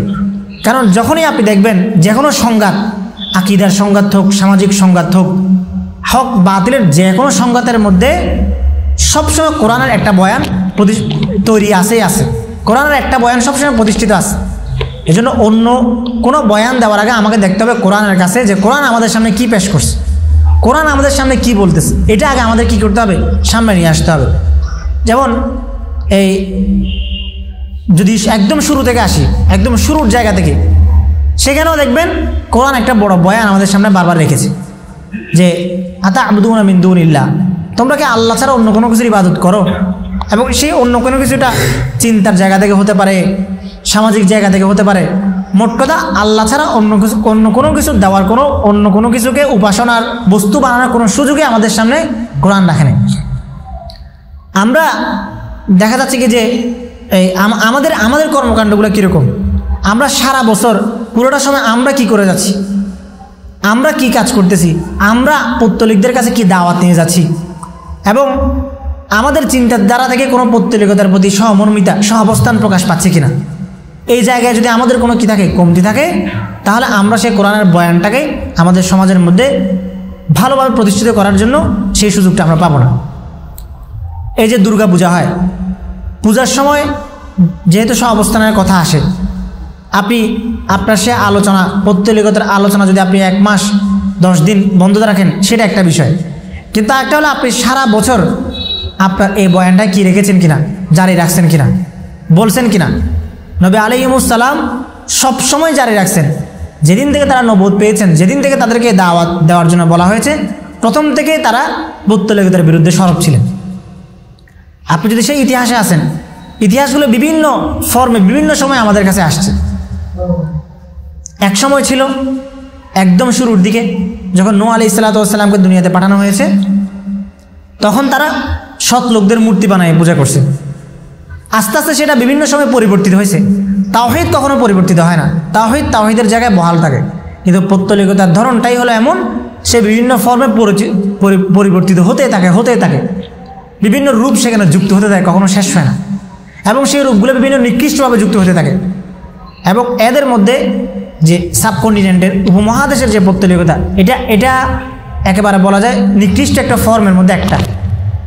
এই কথাগুলো যদি এমন হয় যে আমার এই কথাগুলো বললে গেলে বা এই কথাগুলো বললে আমার আশেপাশের যারা আছে তারা কি ভাববে, অথবা আমি যদি এই কথাগুলোকে স্পষ্টভাবে বলি তাহলে তাদের সাথে আমার সম্পর্ক নষ্ট হয়ে যাবে, আমি দেশীয় আন্তর্জাতিক চাপের মুখে পড়ব, এ ধরনের চিন্তা ভাবনা করে আমি যদি সেই চিন্তাধারা থেকে সরে আসি, তাহলে এটা আমার ঈমানকে প্রশ্নবিদ্ধ করবে। অন্যান্যগুলোর মধ্যে কি করা যায়, বিভিন্ন মডিফাই করে কথাবার্তা বলা যায়। যেমন যদি আপনাকে যদি বলে যে গণতন্ত্র নিয়ে কিছু বলেন, তাহলে গণতন্ত্রের মূল মেসেজ দেওয়ার সাথে সাথে আপনি এটাও ওইখানে বলার এরকম সুযোগ থাকে। বা কেউ বলে যে কেউ যদি কৌশল হিসেবে গ্রহণ করে তাহলে এটা হতে পারে বা ওটা হতে পারে, অথবা বিভিন্ন এই সামাজিক পরিস্থিতির কথা বলতে পারে, অর্থাৎ অন্যান্য যত মতবাদ আছে, অন্যান্য যত ফিকির আছে, সেই সব জায়গার মধ্যে যদিও অনেক কথা আসতে পারে, কিন্তু এই পৌত্তলিকতার জায়গার মধ্যে কোনো কথা আসতেই পারে না। কারণ আল্লাহ তাআলা এখানে কোনো সুযোগই রাখেন নাই, সরাসরি চ্যালেঞ্জ করছেন, কোনো মাঝামাঝি ভূমিকা রাখেন নাই, এবং কোনো মাঝামাঝি ভূমিকা রাখার জন্য নবীদেরকে আদর্শ দেননি, বরং উল্টা নবীদেরকে পর্যন্ত বলছেন যদি আপনি আপনার দাওয়াত থেকে সরে যান তাহলে আপনাকে আমি পাকড়াও করবো, এরকম বলছেন। নূহ আলাইহিস সালামের ছেলে কি ছিল? পৌত্তলিক ছিল। সে নূহ আলাইহিস সালামের দাওয়াতকে কবুল করে নাই। তারা এই কবুল না করার কারণে আল্লাহ তাআলা তাকে কি করে দিয়েছেন? ধ্বংস করে দিয়েছেন। নবীর পুত্র হওয়া সত্ত্বেও তাকে কি করে দিয়েছেন? ধ্বংস করে দিয়েছেন। এবং নূহ আলাইহিস সালাম যখন পরবর্তী আল্লাহর কাছে বলছেন যে হে আল্লাহ, আপনি তো আমার সাথে ওয়াদা করেছিলেন যে আপনি আমার পরিবারকে হেফাজত করবেন, তখন আল্লাহ তাআলা কি বলছেন? ইন্নাহু লাইসা মিন আহলিক, সে আপনার পরিবার হতেই পারে না। ইন্নাহু আমালুন গায়রু সালেহ, সে তো অসৎ লোক ছিল, তার কর্মকাণ্ড ছিল অসৎ, কারণ তার কর্মকাণ্ডের সবচেয়ে বড় ত্রুটি কোনটা? সে পৌত্তলিক ছিল। এই জন্য আল্লাহ তাআলা তাকে তার পরিবারতে কি করে দিয়েছেন? খারিজ করে দিয়েছেন, এবং বলেছেন তোমার পরিবার যদি হয় সেটা হচ্ছে কারা? যারা মুমিন, যারা তোমার দেওয়া দাওয়াতের উপর যারা ঈমান আনছে, এরা ছাড়া আর কেউ তোমার পরিবারভুক্ত হতে পারে না। ইব্রাহিম আলাইহিস সালামের কাছে যদি আসেন, ইব্রাহিম আলাইহিস সালাম আল্লাহর কাছে কি দোয়া করেছিলেন? যে হে আল্লাহ, আপনি আমার বাবাকে কি করে দেন? মাফ করে দেন। কিন্তু আল্লাহ তাআলা কি বলছেন? হে লাকাদ কানা লাকুম ফি, তোমাদের জন্য কি আছে? ইব্রাহিম আলাইহিস সালামের হায়াতের মধ্যে তোমাদের জন্য কি আছে? নিদর্শন আছে, ঠিক আছে? ইল্লা কওলা ইব্রাহিম লি আবিহি লা আস্তাগফিরুন্না লাকা ওয়া মা আমলিকু লাকা মিনাল্লাহি মিন শাই, শুধুমাত্র ওই কথার মধ্যে তোমাদের জন্য কোনো আদর্শ নাই যে কথার মধ্যে ইব্রাহিম আলাইহিস সালাম বলেছিলেন তার বাবাকে যে আমি আপনার জন্য আল্লাহর কাছে মাফ চাবো, আপনার জন্য আমি আল্লাহর কাছে কি করব? গুনাহ মাফ চাবো, সেটার মধ্যে তোমাদের কোনো আদর্শ নেই। এইখানে কোনো কি হবে না? কম্প্রোমাইজ হবে না। আল্লাহ তাআলা তার সাথে কোনো ধরনের শরিকানা, কোনো শিরক আল্লাহ তাআলা সেই জায়গায় পছন্দ করেন না। এমনকি পিতামাতার এত আদবের কথা, পিতামাতার প্রতি আনুগত্যের কথা কোরআনের মধ্যে একের পরে এক আসছে, হাদিসের মধ্যে একের পরে এক আসছে। এটাও আসছে যে আপনি সারা জীবন যত আমল করেন না কেন, যত কিছুই করেন না কেন, যে আপনার পিতামাতা আপনার উপরে সন্তুষ্ট না থাকে, আপনি আপনার পিতামাতাকে যদি অসন্তুষ্ট করে দুনিয়া থেকে যান, তাহলে আপনার সে আমলগুলো আল্লাহ পাক কবুল করবেন না। কারণ কি? কারণ পিতামাতাকে বলা হয় খালিকে মাজাজি, মানে রূপক স্রষ্টা। তারা আপনাকে দুনিয়াতে নিয়ে আসছেন, আপনার জন্য কষ্ট করেছেন, এই জন্য তাদেরকে খালিকে মাজাজি বলা হয়। কিন্তু আপনার কোনো আমল কবুল হবে না। এমনকি আল্লাহ রাসূল সাল্লাল্লাহু আলাইহি ওয়াসাল্লাম, ওই প্রসিদ্ধ হাদিস আমরা যেটা জানি, রমজান মাসে একবার আল্লাহ রাসূল এক সিঁড়িতে উঠেছেন, আমিন বললেন, আবার আরেক সিঁড়িতে উঠে আমিন বললেন, আবার তৃতীয় সিঁড়িতে উঠে আমিন বললেন। সাহাবায়ে কেরাম জিজ্ঞাসা করলেন যে ইয়া রাসূলুল্লাহ, আজকের মতো তো আপনাকে কখনো দেখি নাই, তখন আল্লাহ রাসূল সাল্লাল্লাহু আলাইহি ওয়াসাল্লাম কি বললেন যে এই আজকে আমি যখন প্রথম সিঁড়িতে উঠলাম তখন জিবরাইল আলাইহিস সালাতু ওয়াস সালাম এসে আমাকে বলল যে কি শুনে, মানে আমার নাম শুনে সাল্লাল্লাহু আলাইহি ওয়াসাল্লাম পড়ে নাই, সে ধ্বংস হোক। তখন আমি আমিন বলেছি। দ্বিতীয়টা কে ছিল? যে রমজান মাস পেয়েও গুনাহ মাফ করাইতে পারে নাই, সে ধ্বংস হোক। তৃতীয়টা কি ছিল? যে তার পিতামাতা বৃদ্ধ অবস্থায় পিতামাতা পেয়েও পিতামাতার সেবা করে নাই, সে ধ্বংস হোক। আমি 3 ক্ষেত্রে কি বলেছি? আমিন বলেছি। আবু হুরায়রা রাদিয়াল্লাহু তাআলা আনহু ঈমান আনার পরে আল্লাহ রাসূল সাল্লাল্লাহু আলাইহি ওয়াসাল্লামের কাছে ঈমান আনার পর যখন তিনি ঘরে ফেরত এসেছিলেন তখন আবু হুরায়রা রাদিয়াল্লাহু তাআলার মা তাকে কি করেছিলেন? মেরেছিলেন। তখন তিনি আবার রাসূলের কাছে আসছেন, এসে বললেন যে ইয়া রাসূলুল্লাহ, আমাকে আমার মা মেরেছে। আল্লাহ রাসূল বললেন যে কেন? তুমি কি কোনো অপরাধ করছো তোমার মায়ের কাছে? তোমার মায়ের কোনো অবাধ্য হয়েছো? তোমার মা যদি তোমাকে মারে সেক্ষেত্রে আমার কিছুই করার নাই। অর্থাৎ এত মর্যাদা, এত সম্মান পিতামাতার আনুগত্যের ক্ষেত্রে। খুব লোকমান আলাইহিস সালাতু ওয়াস সালাম পর্যন্ত তার ছেলেকে উপদেশ দেওয়ার ক্ষেত্রে পিতামাতা আনুগত্যের কথা বলেছেন। কোরআনের মধ্যে সূরা বনী ইসরাঈলের মধ্যে আল্লাহ তাআলা পিতামাতার আনুগত্যের কথা এনেছেন, তাদের জন্য দোয়া করতে বলছেন, তাদেরকে উফ শব্দ পর্যন্ত বলতে নিষেধ করেছেন তাদের প্রতি বিরক্ত হয়ে। ঠিক আছে, সেই জায়গার মধ্যে আল্লাহ তাআলা কি বলছেন? ওয়াইন জাহাদাকা আলা আন তুশরিকা বি মা লাইসা লাকা বিহি ইলমুন ফালা তুতি'হুমা ওয়া সাহিবহুমা ফিদ দুনিয়া মারুফা। যদি তারা তোমাকে আমার সাথে শিরিক করার ক্ষেত্রে, আমার সাথে কাউকে শরীক করার জন্য তোমাকে বাধ্য করে, তোমাকে টানে, তাহলে তুমি তাদের সেই কথার কোনো আনুগত্য করবে না। দুনিয়ার জিন্দেগিতে তাদের সাথে ভালো ব্যবহার করবে। তারা যদি শিরকের দিকে তোমাকে টানে, তারা যদি তোমাকে দিয়ে শিরক করাতে চায়, তাহলে সেটার কখনো আনুগত্য করবে না। কারণ শিরকের ব্যাপারে আল্লাহ তাআলা একেবারে জিরো টলারেন্সে আছেন। একদম আল্লাহ তাআলা কোনো ধরনের ছাড়, কোনো ধরনের বিন্দুমাত্র মিলেমিশে থাকা এই কথার দিকে আল্লাহ তাআলা জানেই নেই। সমস্ত গুনাহ মাফ করে দিবে বলেছেন, কি শিরক ছাড়া। ইন্নাল্লাহা লা ইয়াগফিরু আন ইউশরাকা বিহি, তার সাথে শিরক করা হয়েছে এই ধরনের কোনো গুনাহ আল্লাহ তাআলা কি করবেন না? মাফ করবেন না। আবার তাকে পুনরায় কি করতে হবে? ঈমান নবায়ন করতে হবে। শিরকের ব্যাপারে এই অবস্থানে ছিল। আল্লাহ রাসূল সাল্লাল্লাহু আলাইহি ওয়াসাল্লাম মক্কা বিজয়ের পর প্রথম কাজ কি করছেন? মক্কায় ঢুকে তাদের তৈরি করা, স্থাপন করার, প্রতিষ্ঠিত করা সমস্ত মূর্তিগুলো কি করে ফেলছেন? ভেঙে ফেলছেন। ভেঙে ফেলে কাবাকে পবিত্র করছেন শিরক থেকে। ওয়াকুল জা আল হক ওয়া যাহাকাল বাতিল, এদেরকে তাগুত বলা হয়েছে। শয়তান সর্বপ্রথম কি চেষ্টা করছে? মানুষের মধ্যে সবচেয়ে মানুষকে গোমরা করার জন্য শয়তান সর্বপ্রথম বেছে নিয়েছে কি? পৌত্তলিকতাকে, আল্লাহর সাথে শরীক করাটাকে বেছে নিয়েছে। যখন আল্লাহ তাআলা তাকে গোমরা করে দিয়েছেন তখন সে কি বলছে? ওয়ালা উদিল্লান্নাহুম ওয়ালা উমান্নিয়ান্নাহুম ওয়ালা আমুরান্নাহুম ফালা ইবাত্তিকুন্না আযানাল আনআমি ওয়ালা আমুরান্নাহুম ফালা ইউগাইয়িরুন্না খালকাল্লাহ, যে আমি তাদেরকে গোমরা করব। তাদেরকে গোমরা করব কি দিয়ে? মূর্তি দিয়ে। ঠিক আছে, ইন্নামাল খামরু ওয়াল মাইসির ওয়াল আনসাব ওয়াল আজলাম রিজসুম মিন আমালিশ শাইতান, যে এই সমস্ত মূর্তি, তারপর হচ্ছে ভাগ্য পরীক্ষা, পাপাচার, শরাব, এগুলো সব কিসের? এগুলো সব নাপাক কাজ, এগুলো সব গুনাহের কাজ। এরপর কি বলছেন? ফাজতানিবুর রিজসা মিনাল আওসান, তোমরা মূর্তির নাপাকি থেকে তোমরা বেঁচে থাকো। সমস্ত ধরনের নাপাকি থেকে, মূর্তির নাপাকি থেকে তোমরা বেঁচে থাকো। এটা আল্লাহ তাআলা বারবার কি করেছেন? সতর্ক করেছেন, নিষেধ করেছেন, যেন আমাদের এই বয়ান, আল্লাহ তাআলার এই বয়ান মুসলমানদের মধ্যে স্থায়ীভাবে প্রতিষ্ঠিত হয়। দিনের বুনিয়াদি হলো কি করে দেওয়া? তাওহীদকে প্রতিষ্ঠিত করে তাওহীদের জায়গায় আগে থেকে থাকা যে শিরক, যে কুফর, এটা কি করে ফেলা? বরবাদ করে দেওয়া। এজন্য আমরা অন্য কোনো ফিকির, অন্য কোনো চিন্তা করার আগে আমাদেরকে কোরআনের যে স্পষ্ট বয়ান, সেই বয়ানটাকে তুলে ধরার মধ্যে হচ্ছে মুসলমানের সার্থকতা।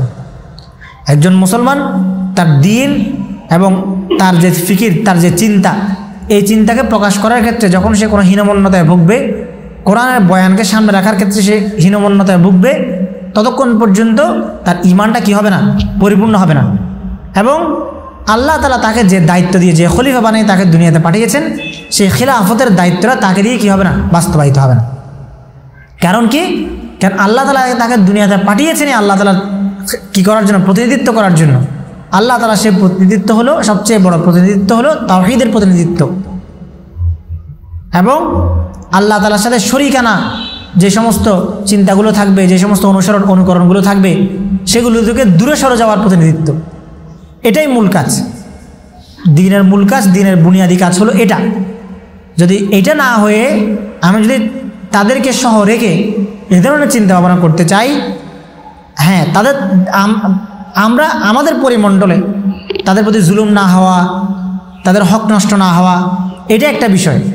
কিন্তু এইটার সাথে যদি আমাদের পৌত্তলিকতার সংমিশ্রণ ঘটিয়ে ফেলি আমরা আমাদের দিনের সাথে, তাহলে এর মতো দুর্ভাগ্য এবং আমাদের দিনের জন্য এর চেয়ে বড় ক্ষতিকর আর কোনো কিছু হতে পারে না। এই জন্য এই জায়গায় আমাদের একদম কি থাকতে হবে, শক্তিশালী অবস্থানে থাকতে হবে। আজকে বাবরি মসজিদ যে ধ্বংস করে দেওয়া হয়েছে, কেন ধ্বংস করা হলো? পৌত্তলিকতাকে প্রতিষ্ঠিত করার জন্য। এক আজগুবি বয়ান তারা সামনে নিয়ে এসে শত বছরে বাবরি মসজিদকে শহীদ করে দিয়ে সেই জায়গায় তারা রাম মন্দির প্রতিষ্ঠিত করছে। এবং এই রাম মন্দির প্রতিষ্ঠার পিছনে তাদের নানান ধরনের আজগুবির কথাবার্তা ছিল। অথচ যদি ইতিহাস দেখা যায়, ইতিহাস ঘাটা যায়, তাহলে দেখা যাবে তাদের এরকম অলিক দেবদেবীর আসলে কি নাই, শেষই নাই। তারা বহু এরকম দেবদেবীর দাবি বিভিন্ন সময় করে আসছে। এবং তাদের এই পূজিত শ্রেণী যারা উপাস্য, যেগুলো এই উপাস্যগুলোর ইতিহাসগুলো ওইরকম নিকৃষ্ট, ওইরকম জঘন্য। তারা হচ্ছে কি যে এরকমও আছে যে এই রামের জন্ম নিয়ে এরকম একটা কথা আছে, যে কথাটা হলো তারা একটা ঘোড়ার পূজা করত। মানে তারা সেই সময়ে রামের জন্মটা কিভাবে হয়েছে সেটা ছিল যে কি যে তারা একটা ঘোড়াকে বধ করত, মানে ঘোড়াকে মাঝখানে রেখে চারপাশে আগুন জ্বালায়ে তারা সেটার পূজা করত। এবং পূজার একটা পর্যায়ে শেষ হওয়ার পরে তারা সেই ঘোড়াটাকে মেরে ফেলত। ঘোড়াটাকে মারার পরে তারা সেই ঘোড়ার সাথে বিভিন্ন মহিলারা তারা কি করত, এই ঘোড়ার সাথে মিলিত হতো। এবং এরকমও আছে তাদের ধারা বর্ণনার মধ্যে, এগুলো তাদের কাছে খুব সিক্রেট, খুব পবিত্র। এই ঘোড়ার সাথে রাম বলতে যাকে দাবি করা হয়ে থাকে তার মায়েরও এই ঘোড়ার সাথে মিলিত হয়েছিল। এগুলো তাদেরই কথা, তাদেরই বক্তব্য। তো পৌত্তলিকতা এরকম নিকৃষ্ট চিন্তা মানুষের মধ্যে জন্ম দেয়। এবং এই নিকৃষ্ট চিন্তার কারণেই তারা যারা পৌত্তলিক তাদের আকলটা কি হয়ে যায়, আকলের মধ্যে যে নূর থাকার কথা, সে আকলের নূরটা বুঝার চিন্তাধারার যে ক্ষমতা, সে স্বাভাবিক ফিতরতের যে ক্ষমতা, এটা দূর হয়ে যায়। যারা পৌত্তলিক তাদের মধ্যে থেকে এই ফিতরতটা দূর হয়ে যায়। এক আরবের সাথে ছিলাম কয়েকদিন আগে, তিনি একটা ঘটনা বললেন যে ওনার কাছে এই এক লোক কি করতে আসছে, এক ইন্ডিয়ান একটা ছাত্র, হিন্দু ছাত্র, তার সাথে তর্ক বিতর্ক করতেছে বিভিন্ন বিষয় নিয়ে। তিনি তাকে বোঝানোর অনেক চেষ্টা করতেছেন, কিন্তু সে কিছুতেই বুঝতে চাচ্ছে না। তো একটা পর্যায়ে উনি তাকে এভাবে থামাইলেন, বললেন যে তুমি তো তোমার বিশ্ববিদ্যালয়ে যেখানে পড়াশোনা করো তোমাদের শিক্ষক তো হিন্দু। বলে হ্যাঁ হিন্দু। বলে তোমাদের শিক্ষক তো, যেখানে তোমাদের শিক্ষক গরুর পূজা করে, গরুর পূজার এই শিক্ষকের বুদ্ধিশুদ্ধি কী পর্যায়ের হবে সেটা তার ছাত্রকে দেখে বোঝা যাচ্ছে। এরপরে সে চুপ হয়ে গেছে, আর কিছুই বলতে পারেনি। মানুষের আকল যখন নষ্ট হয়ে যায়, মানুষ তখন এই বিকৃত ফিতরত, বিকৃত চিন্তাকে উপস্থাপন করার জন্য নানান ধরনের যুক্তি খুঁজে বের করে, নানান ধরনের ইতিহাস তাকে রচনা করতে হয়, নানান ধরনের বিকৃত বক্তব্য তাকে দিয়ে তার চিন্তাটাকে তাকে প্রতিষ্ঠিত করতে হয়। এর জন্য সে বিভিন্ন উপায় উপকরণ বেছে নেয়। কারণ কি, তার ফিতরত নষ্ট হয়ে গেছে। হযরত আল্লাহ তাআলা দুনিয়াতে ফিতরাতাল্লাহিল্লাতী ফাতারান নাস আলাইহা, আল্লাহ তাআলা মানুষকে যে ফিতরত দিয়ে দুনিয়ার মধ্যে পাঠাইছেন, সেই ফিতরত ছিল কীরকম? তাওহীদের ফিতরত। সেই ফিতরত ছিল আল্লাহকে ইবাদত করার ফিতরত। সেই ফিতরত ছিল আল্লাহ ছাড়া অন্য কারোর সাথে কাউকে কোনো কিছু শরিক না করার ফিতরত। কিন্তু তার এই একেবারে ন্যাচারাল যেটা ইনস্টিংক্ট ছিল, বেসিক ইনস্টিংক্ট ছিল, এরা আস্তে আস্তে সে কী করে ফেলেছে, নষ্ট করে ফেলেছে। কিসের কারণে? শয়তানের দোকায় পড়ে নানান পৌত্তলিকতায় লিপ্ত হয়ে যাওয়ার কারণে। তো এটার যে সাজা, শাস্তি, এগুলোর সাথে আখিরাতের সম্পর্ক। যারা মুশরিক তাদেরকে আল্লাহ তাআলা কীভাবে শাস্তি দিবেন, এবং এই শিরকের উৎপত্তি কোথা থেকে, এই শিরক কেন তারা করছে, এই শিরকের ফায়দা কী, এগুলো নবী আলাইহিস সালামের দাওয়াত ছিল। এবং এই সাজাগুলো নবী আলাইহিস সালাম তাদেরকে শুনিয়েছেন, যেগুলো এখনও পর্যন্ত বহাল থাকবে, কিয়ামত পর্যন্ত এগুলো বলবৎ থাকবে সমস্ত সাজাগুলো। কিন্তু এই যে ন্যারেটিভ তৈরি হওয়া, এই যে চিন্তাধারা, এই চিন্তাধারাটাকে দুনিয়ার জমিনের মধ্যে চলমান সময়ের মধ্যে খণ্ডনের ক্ষেত্রে এবং দাওয়াত পৌঁছানোর ক্ষেত্রে আমাদেরকে কোন ভূমিকা পালন করতে হবে, এই ভূমিকাটা আমাদেরকে বুঝে নিতে হবে। আমরা যদি শুধুমাত্র পড়ার জন্য পড়ি এবং জানার ইতিহাস শুধু জেনে রাখলাম, এবং সাজার কথা এগুলো যদি আমাদের পরিমণ্ডলের মধ্যে আলোচিত হতে থাকে, তাহলে সেটা আমাদেরকে কোনো কি দিবে না, শুধু এটা আমাদের মধ্যে থাকবে, এটা কোনো ফায়দা হবে না। কিন্তু আমাদের মূল কাজ কি? আমাদের মূল কাজ হলো আমাদের সমাজ থেকে, আমাদের রাষ্ট্র থেকে পৌত্তলিক চিন্তাধারাকে উৎখাত করা। এটাই আমাদের মূল কাজ। কারণ আপনি এট এ টাইম কখনোই দ্বীনে শরিয়া শরিয়া প্রতিষ্ঠিত করা সাথে আপনি পৌত্তলিকতাকে বহাল রাখতে পারবেন না। আপনি তাদেরকে অধিকার দিতে পারবেন, আপনি তাদেরকে স্বাধীনতা দিতে পারবেন, কিন্তু তাদের চিন্তা পৌত্তলিক ফিকিরকে সমাজের মধ্যে প্রতিষ্ঠিত হওয়ার সুযোগ যদি আপনি দেন, তাহলে সেটা আপনার ঈমান প্রশ্নবিদ্ধ করবে, আপনার ঈমান সে জায়গায় থাকবে না। কারণ কি? কারণ আল্লাহ তাআলা আপনাকে নষ্ট করার জন্য দুনিয়াতে পাঠাইছেন। তো এই জন্যই এই জায়গাগুলো থেকে কোরআনের বয়ান আমাদেরকে বুঝতে হবে এবং কোরআনের বয়ান তাদের সামনে প্রতিষ্ঠিত করতে হবে।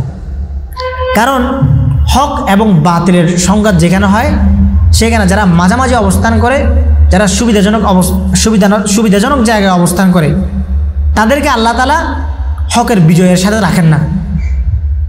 তাদেরকে দেখা যায় কি তারা বাতিলকে সবসময় কি দিতে থাকে? ফ্লোর দিতে থাকে।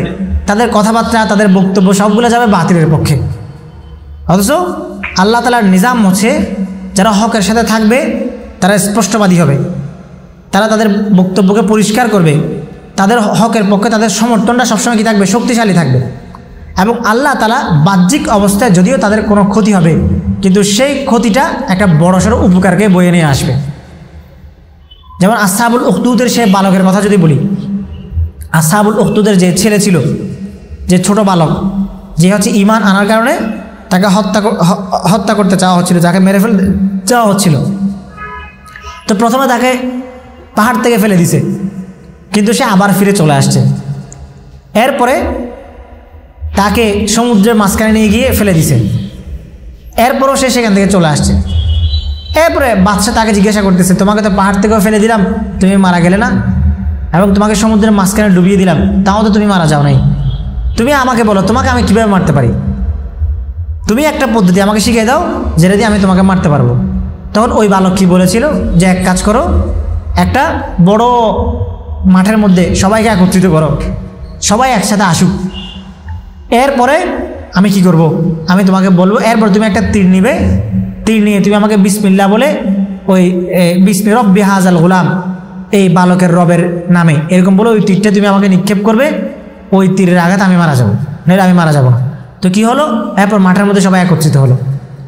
একত্রিত হওয়ার পরে ওই তীর তাকে নিক্ষেপ করা হলো বিসমি রব্বি হাযাল গুলাম বলে। ওই ছেলেটা মারা গেল। আপাত দৃষ্টিতে কি মনে হয়? এটা একটা ক্ষতি মনে হচ্ছে না? কিন্তু এই মারা যাওয়ার সাথে সাথে মাঠের মধ্যে উপস্থিত যারা ছিল প্রত্যেকে একসাথে কি করে ফেলছে? লা ইলাহা ইল্লাল্লাহ বলে ঈমান এনে ফেলছে। তাহলে আপাত দৃষ্টিতে হক এবং বাতিলের সংঘাতের মধ্যে যখন হকের কোনো বিপর্যয় দেখা দেয়, এই বিপর্যয়টা কিনা দীর্ঘমেয়াদী কোনো বিপর্যয় না, বরং এই বিপর্যয়টা কোনো হকের বিজয়ের জন্য কি হয়ে আসে? একটা উপায় উপকরণ হয়ে আসে, একটা অবলম্বন হয়ে আসে। এজন্যই যারা হকের সাথে থাকবে, আল্লাহ তাআলা তাদেরকে স্পষ্টবাদী হওয়ার কারণে এবং হকের সাথে কোনো ধরনের কম্প্রোমাইজ না করার কারণে আল্লাহ তাআলা তাদেরকে পরবর্তীতে কী করবেন? বিজয়ী করবেন। এবং তাদের যে দাওয়াত, সেই দাওয়াতকে অব্যাহত রাখবেন। কারণ আল্লাহ তাআলার কাছে সৃষ্টির চেয়ে, মানুষের চেয়ে আল্লাহ তাআলার কাছে হক এবং আল্লাহ তাআলার তাওহীদের দাম অনেক বেশি। সে মাঠে উপস্থিত সবাইকে কী করে ফেলা হয়েছিল? পরবর্তীতে শহীদ করে দেওয়া হয়েছিল। কিন্তু এই শহীদ করে দেওয়ার মধ্য দিয়েও আল্লাহ তাআলার যে তাওহীদের যে ন্যারেটিভ, আল্লাহ তাআলার তাওহীদের যে বয়ান, শিরকের বিরুদ্ধে যে বয়ান, সে বয়ানটা প্রতিষ্ঠিত হয়ে গেছিল, ঠিক না? যদি এমন হতো যে সে এর মধ্যে কেউ মারা যায় নাই, ওই বালককে সমুদ্র থেকে ফেলে দেওয়ার কারণে সে মারা গেছে, পাহাড় থেকে ফেলে দেওয়ার ফলে সে যদি মারা গেছে, এমন যদি হয়ে থাকতো, তাহলে আল্লাহ যে এক, আল্লাহ যে কোনো শরিকবিহীন এবং আল্লাহ তাআলা যে একক স্রষ্টা, এই স্রষ্টার যে স্বকীয়তা, এই স্বকীয়তাটা সেদিন প্রতিষ্ঠিত হতো না। কিন্তু আল্লাহ তাআলা একটা ঘটনার মধ্য দিয়ে, একটা বিপর্যয়ের মধ্য দিয়ে আল্লাহ তাআলা হকটা কী করছেন? প্রতিষ্ঠিত করছেন। এজন্যই যারা হকের সাথে থাকে, আল্লাহ তাআলা তাদেরকে এমনভাবে বিজয়ী করবেন যে এটার কোনো যৌক্তিক সমাধান মানুষ তার মানবীয় মস্তিষ্ক দিয়ে ভাবতে পারবে না।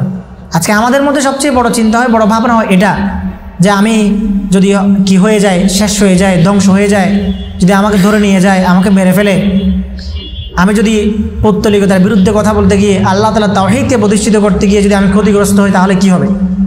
কিন্তু এগুলো আমার মানবীয় চিন্তা, আমি সমাধান চিন্তা করি আমার মানব মস্তিষ্কজাত বুদ্ধি দিয়ে। কিন্তু আল্লাহ তাআলা তো আর ওইভাবে করেন না। যেখানে যুক্তির শেষ, ওইখান থেকে আল্লাহ তাআলার কুদরত শুরু হয়।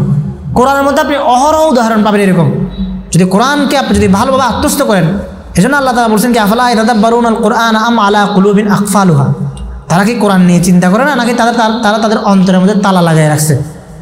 অথবা বলছেন কি আফালা ইয়াতাদাব্বারুনাল কুরআন ওয়ালাউ কানা মিন ইনদি গায়রিল্লাহি লাওয়াজাদু ফীহি ইখতিলাফান কাসীরা, যদি এই কোরআন আল্লাহর পক্ষ থেকে না হয়ে আর কারো পক্ষ থেকে হতো তাহলে তারা এইখানের মধ্যে অনেক ইখতিলাফ, অনেক মতপার্থক্য তারা খুঁজে পেত। তার মানে কি, যারা ইসলামের বিরোধী, যারা দ্বীনের বিরোধী, যারা ইসলামের শত্রু, নাস্তিক্যবাদ, এরা আমাদেরকে দেখাতে চায়, বোঝাতে চায় যে কি, যে কোরআন এটা রচিত, কোরআন আল্লাহর পক্ষ থেকে আসে নাই, এই জন্য এটার মধ্যে এরকম এরকম ভুল আছে। কিন্তু আল্লাহ তাআলা চ্যালেঞ্জ করতেছেন বিপরীতভাবে। আল্লাহ তাআলা আগে এটা প্রতিষ্ঠিত করে দিচ্ছেন যে এই কোরআনই সত্য, এই কোরআনের বয়ানই সত্য, বরং যদি কোরআনের বয়ানটা যদি সত্য না হতো তাহলে তুমি এটার মধ্যে ভুল পেতা, অর্থ কি এটার মধ্যে কোনো ভুল থাকারই প্রশ্নই আসে না। তো এটা কেন বলা হচ্ছে, আপনি যদি কোরআনকে গভীরভাবে অনুধাবন করার চেষ্টা করেন তাহলে এই প্রশ্নগুলোর উত্তর সেখানে পাবেন। যেখানে আমাদের যুক্তি শেষ সেখান থেকে আল্লাহ তাআলার কুদরত শুরু হচ্ছে। যেমন ইব্রাহিম আলাইহিসসালাতু ওয়াসসালামের ঘটনা যদি দেখেন, যে ইব্রাহিম আলাইহিসসালাতু ওয়াসসালাম আল্লাহকে কি বললেন, যে আরিনি কাইফা তুহিল মাউতা, আপনি মৃতকে কীভাবে জীবিত করেন এটা একটু আমাকে দেখান। তা আল্লাহ তাআলা বলছেন কি ক্বালা আওয়ালাম তুমিন, তোমার কি বিশ্বাস হয় না আমি যে মৃতকে জীবিত করতে পারি, সেটা তুমি কি সেটার উপর ঈমান আনো না? তখন ইব্রাহিম আলাইহিস সালাম কি বললেন, যে ক্বালা বালা ওয়ালাকিন লিয়াতমাইন্না কলবি, বিশ্বাস তো করি কিন্তু মনে একটু শান্তি পাওয়ার জন্য আমাকে একটু দেখান আপনি কীভাবে কী করেন, মৃতকে জীবিত করেন। এখন এতটুকুর পরে আমাদের মনে কী প্রশ্ন, সমাধানটা কী হতে পারে, আল্লাহ তাআলা তাকে কীভাবে দেখাবেন? দেখি বলেন তো, আল্লাহ তাআলা কাউকে জীবিত থেকে মৃত থেকে জীবিত করতে পারেন, এটা দেখানোর প্রক্রিয়াটা, প্রসেসটা কী হইতে পারে? স্বাভাবিকভাবে কী হইতে পারে, কোনো একটা মৃত ব্যক্তিকে আল্লাহ তাআলা জীবিত করে দেখাবেন, কোনো একটা মৃত পশুকে জীবিত করে দেখাবেন, বা কোনো একটা নাই কোনো কিছুকে একটা সৃষ্টি করে দেখাবেন। এটাই আমাদের ব্রেন এতটুকুই প্রসেস করতে পারে, এর চেয়ে বেশি আমাদের ব্রেন আর কী করতে পারে না, প্রসেস করতে পারে না। এটাই আমাদের যুক্তি, আমাদের চিন্তা এটাই ধরে, এতটুকু, এর বাইরে আমরা যেতে পারবো না। কিন্তু আল্লাহ তাআলা ইব্রাহিম আলাইহিসসালাতু ওয়াসসালামকে এমন এক সমাধান দিলেন যেটা আমাদের আকলে ধরবে না, আমাদের যুক্তি বুদ্ধির ধারে কাছেও যাবে না, সেটা হবে পুরোটাই কুদরত। সেটা কি, আল্লাহ তাআলা ইব্রাহিম আলাইহিস সালামকে বললেন যে ফাখুজ আরবাআতাম মিনাত তায়রি ফাসুরহুন্না ইলাইক, তুমি এক কাজ করো, 4টা পাখি নিয়ে সেটাকে তুমি আগে পোষ মানাও, লালন পালন করো, নিজের পোষ মানাও আগে। সুম্মা জাআল আলা কুল্লি জাবালিন মিনহুন্না জুজআন সুম্মা দুউহুন্না ইয়াতিনাকা সায়া, এরপর তুমি পাখিগুলো কি করো, জবাই করো, এরপর সেগুলোকে টুকরো টুকরো করো, টুকরো টুকরো করার পর সেগুলোকে মিশিয়ে ফেলো একদম, ঠিক আছে? যদি এরকম হতো যে একটা পাখিকে নিয়ে লালন পালন করার পরে সেটাকে জবাই করলো, জবাই করে এরপরে সেটাকে ছেড়ে দিল টুকরো করে, তাহলে এটা তো তারই হাড্ডি, তাহলে সবাই এক জায়গায় হয়ে পাখিটা হয়ে যাবে, আবার জীবিত হয়ে যাবে, এটা একটা বিষয়। কিন্তু আল্লাহ তাআলা কি বললেন যে না, তুমি 4টা পাখি নিবে, 4টা পাখিকে তুমি পোষ মানানোর পরে তাদের জন্য এক একটা নাম দিবে, নাম দেওয়ার পরে সেগুলো কি করবে, জবাই করে এগুলাকে হাড্ডি মাংসগুলো একদম মিশিয়ে ফেলবে সব, এরপর তুমি এগুলাকে পাহাড়ের মধ্যে কি করে দাও, ছুঁড়ে মারো। সুম্মা জাআল আলা কুল্লি জাবালিন মিনহুন্না জুজআ, এক এক পাহাড়ের মধ্যে এক এক টুকরা করে কি মারো, ছুঁড়ে মারো। এরপরে সুম্মা দুউহুন্না ইয়াতিনাকা সায়া, এরপর তুমি এগুলোকে ডাকো নাম ধরে ধরে, এরা তোমার কাছে ছুটে চলে আসবে। এটা হলো কি, এটা আমাদের ব্রেন আগে প্রসেস করতে পারে না, আল্লাহ তাআলা বলার পরে আমাদের ব্রেন প্রসেস করতে পারতেছে, হ্যাঁ এটাও সম্ভব। কিন্তু কুদরত ওই জায়গা থেকে শুরু হয়েছে যে জায়গায় আমাদের যুক্তি শেষ হয়ে গেছে, ঠিক আছে? আবার উযাইর আলাইহিসসালাতু ওয়াসসালামকে দেখেন, উযাইর আলাইহিসসালাতু ওয়াসসালাম আল্লাহকে কি বলছেন, যে হে আল্লাহ, আপনি আমাকে দেখান যে আপনি কিভাবে মৃতকে জীবিত করেন, সেটা আপনি আমাকে দেখান। এখানেও কি হইতে পারে প্রসেস, স্বাভাবিক একজন মরে যাবে তাকে জীবিত করে দেখাবেন, অথবা কোনো একটা জীবিত প্রাণীকে মৃত করে দেখাবেন, এরকমই ছিল যেটা উযাইর আলাইহিসসালাতু ওয়াসসালামের সামনে সংঘটিত হবে পুরো ব্যাপারটা।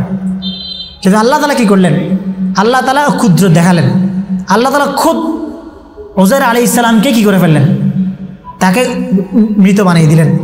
ফাআমাতাহুল্লাহু মিআতা আমিন সুম্মা বাআসা, যিনি জানতে চাইছেন যে হে আল্লাহ আপনি কিভাবে মৃতকে জীবিত করেন আমাকে দেখান, উযাইর আলাইহিস সালাম খুদ আল্লাহ তাআলা খুদ ওনাকে কি করে ফেললেন, মৃত বানিয়ে দিলেন, এবং 100 বছর পর তাকে জীবিত করলেন। জীবিত করার পরে কি বললেন, যে তোমার যে ঘোড়া ছিল, তোমার যে গাধা ছিল, সেই গাধা কই? গাধা তখন মরে একেবারে মাটির সাথে মিশে গিয়েছিল।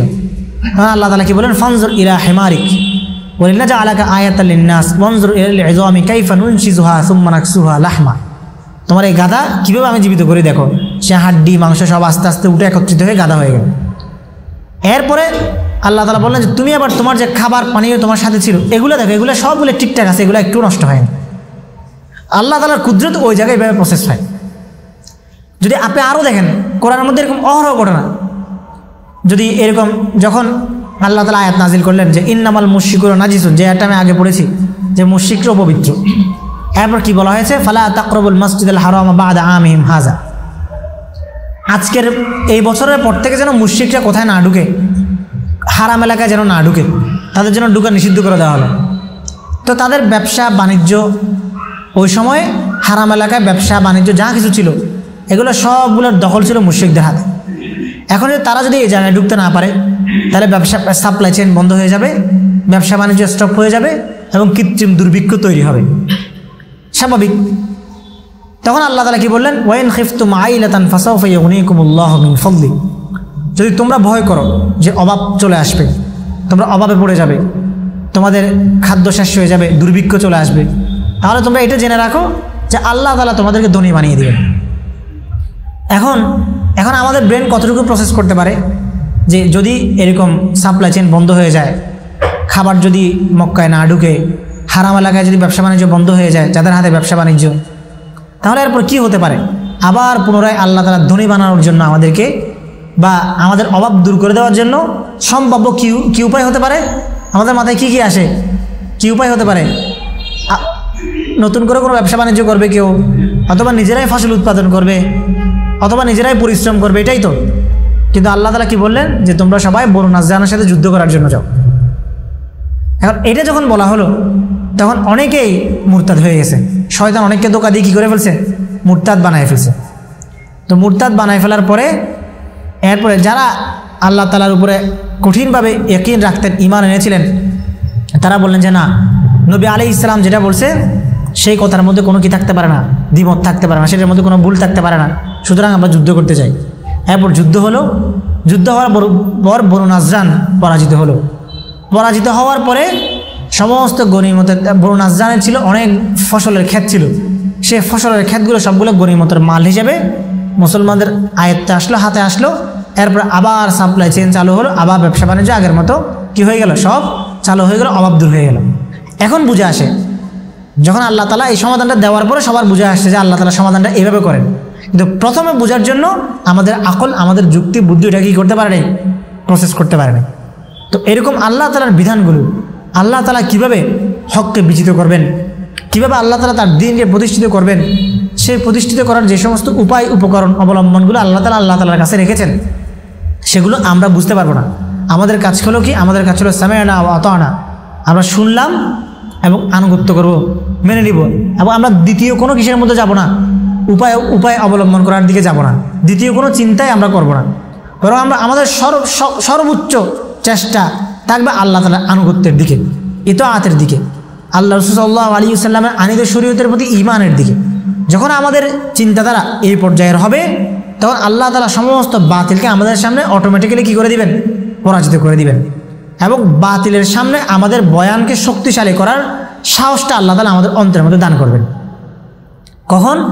যখন আমি পরিপূর্ণ আনুগত্য এবং পরিপূর্ণভাবে মেনে নেওয়ার মতো মানসিকতা আমি অর্জন করব। সাহাবায়ে কেরামের মধ্যে এই গুণটা ছিল। এই গুণ থাকার কারণে আল্লাহ তাআলা তাদেরকে প্রত্যেকটা ক্ষেত্রে বিজয়ী করছেন।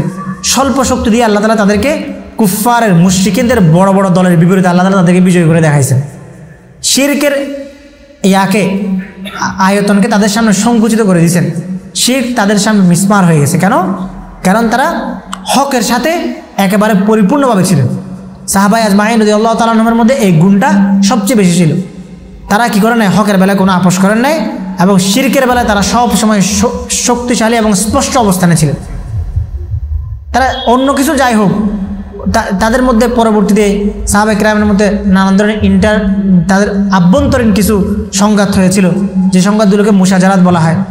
কিন্তু এই সংঘাত তাদের যে দ্বীনি চেতনা, শিরক বিরোধী যে চিন্তাধারা, এই চিন্তাধারার মধ্যে কোনো কি করতে পারে নাই, পার্থক্য আনতে পারে না। আপনি কোনো সাহাবীকে দেখাতে পারবেন না যে সাহাবী তার পরবর্তী জীবনের কোনো না কোনো সময়ে শিরকের সাথে কি করছেন, কোনো ধরনের আপোষ করছেন, কম্প্রোমাইজ করছেন, এটা কেউ দেখাতে পারবে না। সাহাবায়ে কেরাম যেখানে গেছেন সেখানে শিরকের মোকাবেলা করছেন, শিরককে ধ্বংস করে দিয়েছেন, যেন কোনো শিরক আল্লাহর বিরোধিতা, আল্লাহ তাআলার সাথে কোনো শরিকানা ওই সমাজের মধ্যে, ওই এলাকার মধ্যে প্রতিষ্ঠিত থাকতে না পারে। হযরত আলী রাদিয়াল্লাহু তাআলা কবরগুলোকে সমান করে দিয়েছিলেন। কেন? কারণ যেন এটা শিরকের উপাদান না হয়ে যায়। ঠিক আছে, কি হয়েছিল যে বায়াতুর রিদওয়ান, হযরত ওসমান রাদিয়াল্লাহু তাআলা যখন আল্লাহ সাল্লাল্লাহু আলাইহি সাল্লাম হুদায়বিয়া থেকে পাঠিয়েছিলেন কিসের সাথে, মক্কার মুশরিকদের সাথে আলাপ আলোচনা করার জন্য। তো ওই সময় রিউমার ছড়ানো হয়েছিল কি, যে ওসমান রাদিয়াল্লাহু তাআলা কি করে দেওয়া হয়েছে, শহীদ করে দেওয়া হয়েছে। তখন আল্লাহ রাসূল কি বলেছিলেন, সবাই, আল্লাহ রাসূল তখন একটা বাবলা গাছের ছায়া বসা ছিলেন। তখন বললেন যে তোমরা সবাই আমার সাথে কি করো, আমার হাতে শপথ করো যে ওসমান হত্যার প্রতিশোধ নিব। তো পরবর্তীতে যেই গাছের নিচে শপথ অনুষ্ঠিত হয়েছিল, সেই গাছটাকে কেউ কেউ বরকতের উপকরণ মনে করা শুরু করে দিয়েছিল, সেই গাছের কাছে যাইতো। এর জন্য হযরত ওমর রাদিয়াল্লাহু তাআলা কী করছেন, ওই গাছটাকে কেটে ফেলছে। অর্থাৎ শিরক যেন কি না থাকে, বহাল থাকতেই না পারে। সাহাবায়ে কেরামের কাছে ঈমান আনার পরে সবচেয়ে বড় শত্রু এবং তাদের সবচেয়ে বড় ঘৃণার জায়গা তৈরি হয়ে গেছিল শিরক। এটার নামই হচ্ছে ঈমান। ঈমান কোনটা? ঈমান যদি আগুন হয় তাহলে শিরক হচ্ছে পানি, এরকম সম্পর্ক। শিরক এবং ঈমানের মধ্যে কোনো কি থাকতে পারে না, সহাবস্থান হইতেই পারে না। আল্লাহ রাসূল সাল্লাল্লাহু আলাইহি ওয়াসাল্লাম সাহাবায়ে কেরামের অন্তর থেকে সমস্ত ধরনের শিরককে বের করে ফেলছেন। তাদেরকে ঈমান আনার পরে তাদেরকে মক্কার জিন্দেগিগুলোর মধ্যে আল্লাহ রাসূল যে মেহনতটা করছেন, যে পরিশ্রমটা করছেন, সেটা হচ্ছে যারা ঈমান আনছে তাদের অন্তর থেকে শিরককে সরাই ফেলা, তাদের অন্তর থেকে পৌত্তলিকতাকে সরাই ফেলা, তাদের অন্তর থেকে দেব দেবীর প্রতিমা এগুলোর প্রতি যে ক্ষীণ ভালোবাসা থাকতে পারে, সেই ক্ষীণ ভালোবাসাটাও কী করে ফেলা, সরাই ফেলা, সেটাও দূর করে দেওয়া। ওরা যখন দূর হয়ে যাবে তখন ঈমানের নূর তার অন্তরকে কী করবে, আলোকিত করবে, এবং হক বলা এবং হকের সাথে থাকা তার জন্য সহজ। এই জন্যই আমাদেরকে এই চিন্তাধারা আমাদের মনের মধ্যে, এই বয়ান আমাদের মধ্যে জাগ্রত হতে হবে যে কিসের সাথে, পৌত্তলিকতার সাথে, শিরকের সাথে কখনো কি করা যাবে না, কোনো আপোষ করা যাবে না। সেটা যেভাবে হোক, সেটা আমার এলাকার মধ্যে হোক, আমার পরিবারে হোক, আমার সমাজে হোক। আজকে দেখা যায় কি যে মুসলমানদের মধ্যে সবচেয়ে বড় হীনমন্যতা কেন জানি মুসলমানদের মধ্যে কাজ করে, অন্যদের মধ্যে তাদের নিয়ে, চিন্তা নিয়ে, চেতনা। আপনি দেখেন ইসকনের ইয়াগুলো দেখেন, আমরা এত কিছু পাহারা দিলাম, এত মন্দির টন্দির পাহারা দিলাম, ঠিক আছে, যেখানে পাহারার দরকার নেই সেখানে গিয়েও পাহারা দিয়ে আসলাম, তারপরও তাদের বয়ান কি পরিবর্তন হয়েছে? তাদের বয়ান পরিবর্তন হয়নি। তারা তাদের জায়গায় কী ছিল, একদম অটুট ছিল। তারা তাদের শিরক আঁকড়ে ধরে বসেছিল এবং এটার জন্য তারা যা করার তাই করছে। কিন্তু আমাদের অবস্থাটা এমন, আমরা যখন কারোর সাথে এইসব বিষয়ে কথা বলি বা কারোর সাথে আমাদের এই ইসলাম নিয়ে কথা বলতে যাই, শিরক পৌত্তলিকতাগুলো নিয়ে কাউকে বুঝাতে যাই, তো প্রথমে আমাদের বয়ানের মধ্যে, দাবির মধ্যে, কথার মধ্যে এরকম একটা অনুভব আসে যে আমি আমারটাকে আগে খাটো করে দেখাতে চাই, আগে তারটাকে মেনে নিতে চাই যে হ্যাঁ ঠিক আছে, তুমি তো আমাদের এই ভাই, ঠিক আছে, তুমি তো আমাদের এই বন্ধু, আমাদের সাথে তুমি তোমরা মিলে একসাথে ভাই ভাই হয়ে বসবাস করি। ইসলাম এটা বলে না, ইসলাম ওইটা বলে না, ঠিক আছে, ইসলামের মধ্যে এটা নাই, ইসলামের মধ্যে ওইটা নাই, আসলে ইসলাম হচ্ছে এটা। এভাবে নানানভাবে আমরা তা কী করি, বলার চেষ্টা করি, যেখানে আমার শিরক বিরোধী বয়ানটা শক্তিশালী হয় না। অথচ দেখা যায় কি যারা আগে মুশরিক ছিল পরে ঈমান আনছে, তারা দেখা যায় তাদের বয়ানটা আমাদের চেয়ে বেশি শক্তিশালী হয়ে যায় পরবর্তীতে। যারা মুসলিম, শিরককে তারা অনেক শক্তিশালীভাবে কী করে মোকাবেলা করে। তো এই জন্যই আমাদের মধ্যে আগে এটা ঠিক করতে হবে যে আমি আমার সমাজের মধ্যে পৌত্তলিকতাকে কোনো স্পেস দেবো কিনা। যদি আমি স্পেস দেওয়ার মানসিকতা আমার মধ্যে থাকে, তাহলে ওই সমাজের মধ্যে তাওহীদ প্রতিষ্ঠিত হবে না। আল্লাহ রাসূল সাল্লাল্লাহু আলাইহি ওয়াসাল্লাম পুরোপুরি একটা সমাজকে প্রতিষ্ঠিত করছেন তাওহীদ শিরকের সমস্ত জঞ্জালকে সরাই। আল্লাহ তাআলা আয়াত নাজিল করছেন, ওয়াকুল জাআল হক ওয়া যাহাকাল বাতিল ইন্নাল বাতিলা কানা যাহুকা। যে হক এসে গেছে, বাতিল বিলুপ্ত হয়ে গেছে। বাতিল তো কী ছিল, বিলুপ্ত হওয়ারই ছিল, ঠিক আছে। বাতিল তো থাকার জন্য আসে নাই, বাতিল ধ্বংসের জন্য, বাতিলকে মোকাবেলা করার জন্যই আল্লাহ তাআলা কি পাঠাইছেন, নবী পাঠাইছেন, একের পর এক নবী পাঠিয়েছেন এবং তাদেরকে এর মোকাবেলা করছেন। সমাজে যারা উচ্চবিত্ত শ্রেণী ছিল তারা কি করত, শিরকের মধ্যে লিপ্ত ছিল। যারা নিম্নবিত্ত শ্রেণী ছিল তারা তাদের অনুসরণ করত। এবং কিয়ামতের দিন উভয়ের পরিস্থিতি এমন হবে যে যারা উচ্চবিত্ত ছিল তাদেরকে আল্লাহ তাআলা পাকড়াও করবেন। গরিবরা বলবে যে আমরা তো তোমাদেরকে অনুসরণ করতাম। এখন ধনীরা বলবে আমরা তোমাদেরকে অনুসরণ করার জন্য বলতাম, কারণ আমরা এদের পূজা করতাম। এরপর ওই মূর্তিগুলোকে আল্লাহ তাআলা কি দিবেন, জীবন দিবেন, প্রাণ দিবেন। কারণ এরা বলবে আমরা তো তোমাদেরকে আমাদের পূজা করার জন্য বলি নাই, বরং তোমরা কি করেছো, তোমরা আমাদেরকে বানিয়ে আমাদেরকেও ক্ষতির সম্মুখীন করছো, তোমাদের কারণে আমরাও আজকে জাহান্নামে যাব। তো পরিস্থিতিটা হবে এইরকম। এজন্য ছোট থেকে ছোট শিরক, সেটা চিন্তা থেকে হতে পারে, আমলও হতে পারে, বাস্তবে হতে পারে, এগুলো থেকে আমাদেরকে সর্বোচ্চ দূরত্ব আমাদেরকে অবলম্বন করতে হবে। এবং এটার মোকাবেলা শুধুমাত্র নিজে বেঁচে থাকা না, বরং কেউ যেন করতে না পারে সেই চেষ্টাও আমাদের মধ্যে থাকতে হবে। আজকে যে দিনকে কেন্দ্র করে আমরা এখানে একত্রিত হয়েছি, আল কোরআনের দরসের মধ্যে আমরা বসছি, শুনতেছি, এটা একটা আন্দোলন। এটা শুধুমাত্র আমাদের বসা শোনা তাফসির এটার মধ্যে অন্তর্ভুক্ত না, বরং আল কোরআনের দরসের যে ব্যানার, আল কোরআনের দরসের যে বক্তব্য, আল কোরআনের দরসের যে মেসেজ, এটা একটা আন্দোলন। এটাকে ধারণ করতে হবে আমাদেরকে। এই চিন্তাটাকে ধারণ করে এই চিন্তার উপর আমাকে কাজ করতে হবে। শুধুমাত্র শোনা এবং জানার মধ্য দিয়ে আমি কি পাবো না, মুক্তি পাবো না। আমাকে এটার জন্য কাজ করে এই ফিকিরটাকে এখান থেকে নিয়ে সেটাকে আমাকে প্রচার প্রসারের ক্ষেত্রে অগ্রগামী হতে হবে। কারণ আজকে ইতিহাস বদলাচ্ছে। আজকে যে বাবরি মসজিদ যখন হচ্ছিল, বাবরি মসজিদ যখন প্রতিষ্ঠিত হচ্ছিল 500 বছর আগে, তখন কি মোগল সাম্রাজ্যের এই প্রতিষ্ঠাতা বাবরি মসজিদের প্রতিষ্ঠাতাই কখনো চিন্তা করছিল যে 500 বছর পরে তার এই মসজিদ কী হয়ে যাবে, 300 বছর পরে, 400 বছর পরে এই মসজিদ ভেঙে সেখানে পৌত্তলিকতা প্রতিষ্ঠিত হবে? এটা কেউ ভাবছিল? এটা কেউ চিন্তাও করে নাই, কল্পনাও করে নাই। কিন্তু সেই জায়গায় আজকে পৌত্তলিকতা কী হয়ে গেছে, ওই মসজিদকে শহীদ করে দিয়ে ওই জায়গায় পৌত্তলিকতা প্রতিষ্ঠিত হয়ে গেছে। যেখানে আল্লাহর ঘর, যেখানে আল্লাহর উদ্দেশ্যে সিজদা দেওয়া হয়তো, সেই ঘরে আজকে দেবদেবের পূজা হচ্ছে। এটা অনুভবটা আমাদের মধ্যে ঢুকতে হবে। এই অনুভবটা যদি আমাদের মধ্যে না ঢুকে, তাহলে এর চেয়ে দুর্ভাগ্যজনক এবং এর চেয়ে বড় হতাশা মুসলমানের জন্য আর কিছু হইতে পারে না। বরং মুসলমানের বুকেটা ফেটে যাওয়া দরকার ছিল যে যেখানে আল্লাহর ঘর, যেখানে সিজদা দেওয়া হয়তো, সেই জায়গার মধ্যে আজকে পৌত্তলিকতা প্রতিষ্ঠিত হয়েছে। যে জমিনের মধ্যে আল্লাহকে ইবাদত করা হয়তো, সেই জমিনের মধ্যে আজকে বান্দার বানানো এক অলিক দেবদেবীর মূর্তি স্থাপন করা হয়েছে। সময় পরিবর্তন হয়ে গেছে। সেই সময় কি ছিল? শান্তি, সমৃদ্ধি, সুখ এগুলো ছিল। এজন্য কি করা হয় নাই, এই আস্তে আস্তে সুখ সমৃদ্ধি আয়েশ তাদেরকে অলস বানিয়ে ফেলছিল। এখানে যে লিগেসি, যে মসজিদ রক্ষার লিগেসি ধারণ করা দরকার ছিল, সেটা মুসলমানরা ধারণ করতে পারে নাই। যার ফলে আজকে কি হয়ে গেছে, সেই মসজিদের জায়গার মধ্যে মন্দির প্রতিষ্ঠিত হয়ে গেছে। এরকমও তো হতে পারে যে আজকে আমাদের মধ্যে, আমাদের এলাকার মধ্যে যেখানে ইসলাম প্রতিষ্ঠিত আছে, সেই জায়গায় যদি আমরা চিন্তা করি যে না, আমরা তো আয়েশে আছি, সুখের মধ্যে আছি, শান্তিতে আছি, সুতরাং কারোর সাথে ঝামেলা যাওয়ার কি দরকার, পৌত্তলিকতার বিরোধী মেসেজ দেওয়ার কি দরকার, পৌত্তলিকতার বিরুদ্ধে কথা বলার কি দরকার? তাহলে এমন হতে পারে যে পৌত্তলিকরা আমাদের উপরও চেপে বসবে। কারণ বোঝা যায় না কখন কিভাবে কে পরিবর্তন হয়ে যাবে, কোন মাধ্যমে আমাদের মধ্যে গোমরাহি ঢুকে যাবে। সেই গোমরাহের রাস্তা কেউ আগে থেকে কি করতে পারে না, বুঝতে পারে না। সাইয়েদনা মুসা আলাইহিস সালাতু ওয়াস সালাম বনি ইসরাইলকে ফেরাউনের হাত থেকে বাঁচায়, আযাব থেকে বাঁচায় তাদেরকে কোথায় নিয়ে আসছিলেন? ফিলিস্তিনে নিয়ে আসছিলেন। তো নিয়ে আসার পরে এই বনি ইসরাইলের সবাই কার অনুসারী ছিল? মুসা আলাইহিস সালাতু ওয়াস সালামের অনুসারী ছিল। এবং তাদেরকে তিনি কি বলছিলেন যে তোমরা এখানে থাকো, অপেক্ষা করো, আমি কোথায় যাই, গিয়ে তাওরাত নিয়ে আসি, কিতাব নিয়ে আসি। তো এই সুযোগের মধ্যে সামিরি নামে এক লোক ছিল। সে কি করলো? সে একটা বাছুর বানালো। ফাখরাজালাহুম আজরান জাসাদাল্লাহু খুয়ার, একটা বাছুর বানালো। যে বাছুরটা কি হয়, এই বাছুর কি করে আওয়াজ করে, ঠিক আছে। এবং পরবর্তীতে বনি ইসরাইলের যারা ছিল তারা সবাই এই বাছুরের কি করা শুরু করে দিয়েছে, পূজা করা শুরু করে দিয়েছে। কোরআনের মধ্যে এসেছে ফাআদাল্লাহুমুস সামিরি, সামিরি তাদেরকে কি করে ফেলেছে, গোমরাহ করে ফেলেছে। মুসা আলাইহিস সালাতু ওয়াস সালাম সরে গেছেন, একটুর জন্য বাইরে গেছেন। এই সুযোগের মধ্যে হারুন আলাইহিস সালাতু ওয়াস সালামের মতো নবী, মুসা আলাইহিস সালামের ভাই, সেখানে উপস্থিত থাকা সত্ত্বেও তারা তাকে অনুসরণ করে নাই। তিনি যখন উল্টা তাদেরকে কি করে মানা করতে গেছেন, বরং উল্টা তারা তাকে কি করার জন্য, আঘাত করার জন্য এগিয়ে আসছে। এই অল্প সময় তাদেরকে কি করে ফেলেছে, গোমরাহ করে ফেলেছে একটা মাত্র ব্যক্তি। এবং তারা সেই গোমরাহের মধ্যে পতিত হয়ে গেছে, পৌত্তলিকতা ঢুকে গেছে সাথে সাথে। তো মুসা আলাইহিস সালাম আবার ফেরত আসছেন।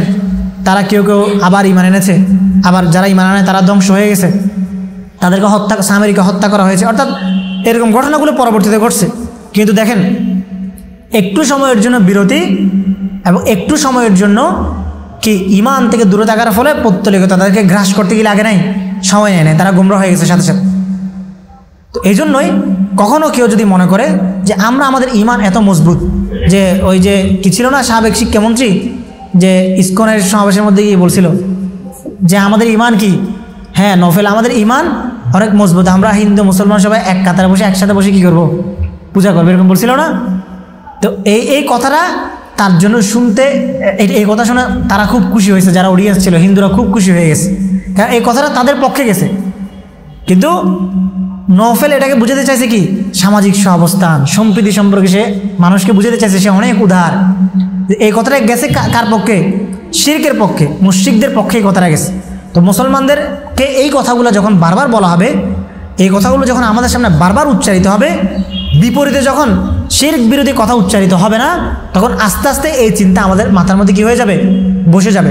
এই চিন্তা যখন একবার আমাদের মধ্যে বসে যাবে, তখন আমার কাছে তাওহীদ খালেস এবং কনক্রিট যে ঈমান, এই ঈমান আমাকে আর প্রভাবিত করতে পারবে না। তখন আমার কাছে ওই যুক্তি, ওই চিন্তাধারাটা আমার কাছে সহজ মনে হবে। মনে হবে যে হ্যাঁ ঠিক আছে, আমি আমার মতো ঈমান আনি, আমি আমার মতো থাকি, সমস্যা তো নেই। আমি আমার পাশের জন কী করলো না করলো, বা তার সাথে আমার উঠা বসা থাকলে তো আমার ঈমান বাধাগ্রস্ত হবে না, ক্ষতিগ্রস্ত হবে না। এইসব ন্যারেটিভ থেকে কি প্রতিষ্ঠিত হয় যে সমস্যা নাই, পূজাতে গেলে তো সমস্যা নাই, পূজাতে গেলে ঈমান কি এত নরম জিনিস যে পূজাতে গেলে ঈমান নষ্ট হয়ে যায়, একসাথে তো যাওয়াই যায়, তাহলে তো আমাদের সমাজের এই লোক, ঠিক আছে? এই ধরনের ন্যারেটিভগুলো আস্তে আস্তে প্রতিষ্ঠিত হয়ে যায়। কীভাবে প্রতিষ্ঠিত হয়? কারণ শুরুতে যে বেসিক জায়গা থেকে শক্তিশালী থাকা দরকার ছিল, ওই শক্তিটা সেই জায়গায় আমি প্রদর্শন করতে পারি নাই। তাই এই জন্য যেখানে শিরকের কথা উচ্চারিত হবে, সেখানে কালিমার কথা উচ্চারিত হইতে হবে, সেখানে তাওহীদের কথা উচ্চারিত হইতে হবে, সেখানে শিরক বিরোধী বক্তব্য কী হইতে হবে, উচ্চারিত হতে হবে। বুঝতে পারছেন? তো এই জায়গাগুলোকে মাথায় রেখে আমরা যেন কোরআনের বয়ানে তাওহীদকে প্রতিষ্ঠিত করতে পারি এবং শিরক থেকে দূরে থাকতে পারি, এবং শিরকের ক্ষেত্রে আমরা অনমনীয় হতে পারি। আল্লাহ তাআলা আমাদেরকে সেই তৌফিক দান করুন। আমরা যা কিছু শুনেছি তার উপরে আমাদেরকে আমল করা এবং আমাদের ঈমানকে মজবুতির সাথে, এই ফিতনার যুগের মধ্যে মজবুতির সাথে আমাদের ঈমানকে টিকিয়ে রেখে পৌত্তলিকতার মোকাবিলা করে, এবং এই পৌত্তলিকদের আধিপত্যবাদী যে আগ্রাসন, এই আগ্রাসন থেকে আল্লাহ তাআলা আমাদেরকে হেফাজত করুক, এবং আল্লাহ তাআলা যেন আমাদের মধ্য থেকেই এমন একটা জামাত তৈরি করে দেয় যে জামাত আজকের বাব্বিকে আবার আগের বাব্বিতে ফিরিয়ে নেওয়ার জন্য শক্তিশালী করবে ইনশাআল্লাহ। আল্লাহ তাআলা আমাদেরকে সেই তৌফিক দান করুন। একটা ছোটো ঘটনা বলে শেষ করে দেই। এই চিন্তাটা আমাদের মধ্যে কীভাবে ধারণ করতে হবে, যে এই 2023 সালে আমি একটা তুরস্কের কনফারেন্সে গিয়েছিলাম, ফিলিস্তিন কেন্দ্রিক আকসাকে কীভাবে পুনরুদ্ধার করা হবে সেই জায়গায়। তো উদ্বোধনী অনুষ্ঠানের দিন যিনি প্রধান ছিলেন, ওই সংস্থার প্রধান, হাইয়াত উলামায়ে ফিলিস্তিন উলামা পরিষদের যিনি প্রধান, ডক্টর নওয়াফ আত-তাকরুরি, তো তিনি একটা কথা বললেন যে আজকে এইখানে যে যুবকদেরকে একত্রিত করা হয়েছে, আমি এই যুবকদেরকে বলবো না যে তোমরা সবাই এখনই কি হয়ে যাও, আকসা উদ্ধার করার জন্য বের হয়ে যাও, এবং সেটা তোমাদের পক্ষে এই মুহূর্তে সম্ভবও না।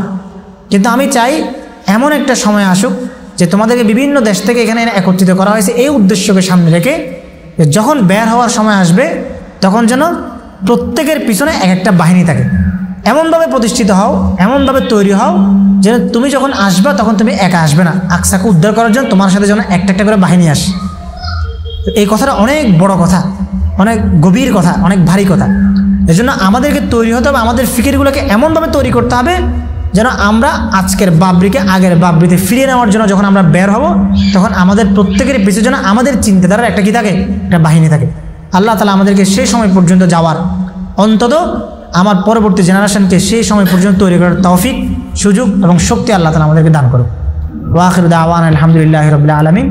যা কিছু শুনেছি তার উপর আল্লাহ তাআলা আমাদেরকে আমল করার তৌফিক দান করুক। আসসালামু আলাইকুম ওয়া রাহমাতুল্লাহি ওয়া বারাকাতুহু।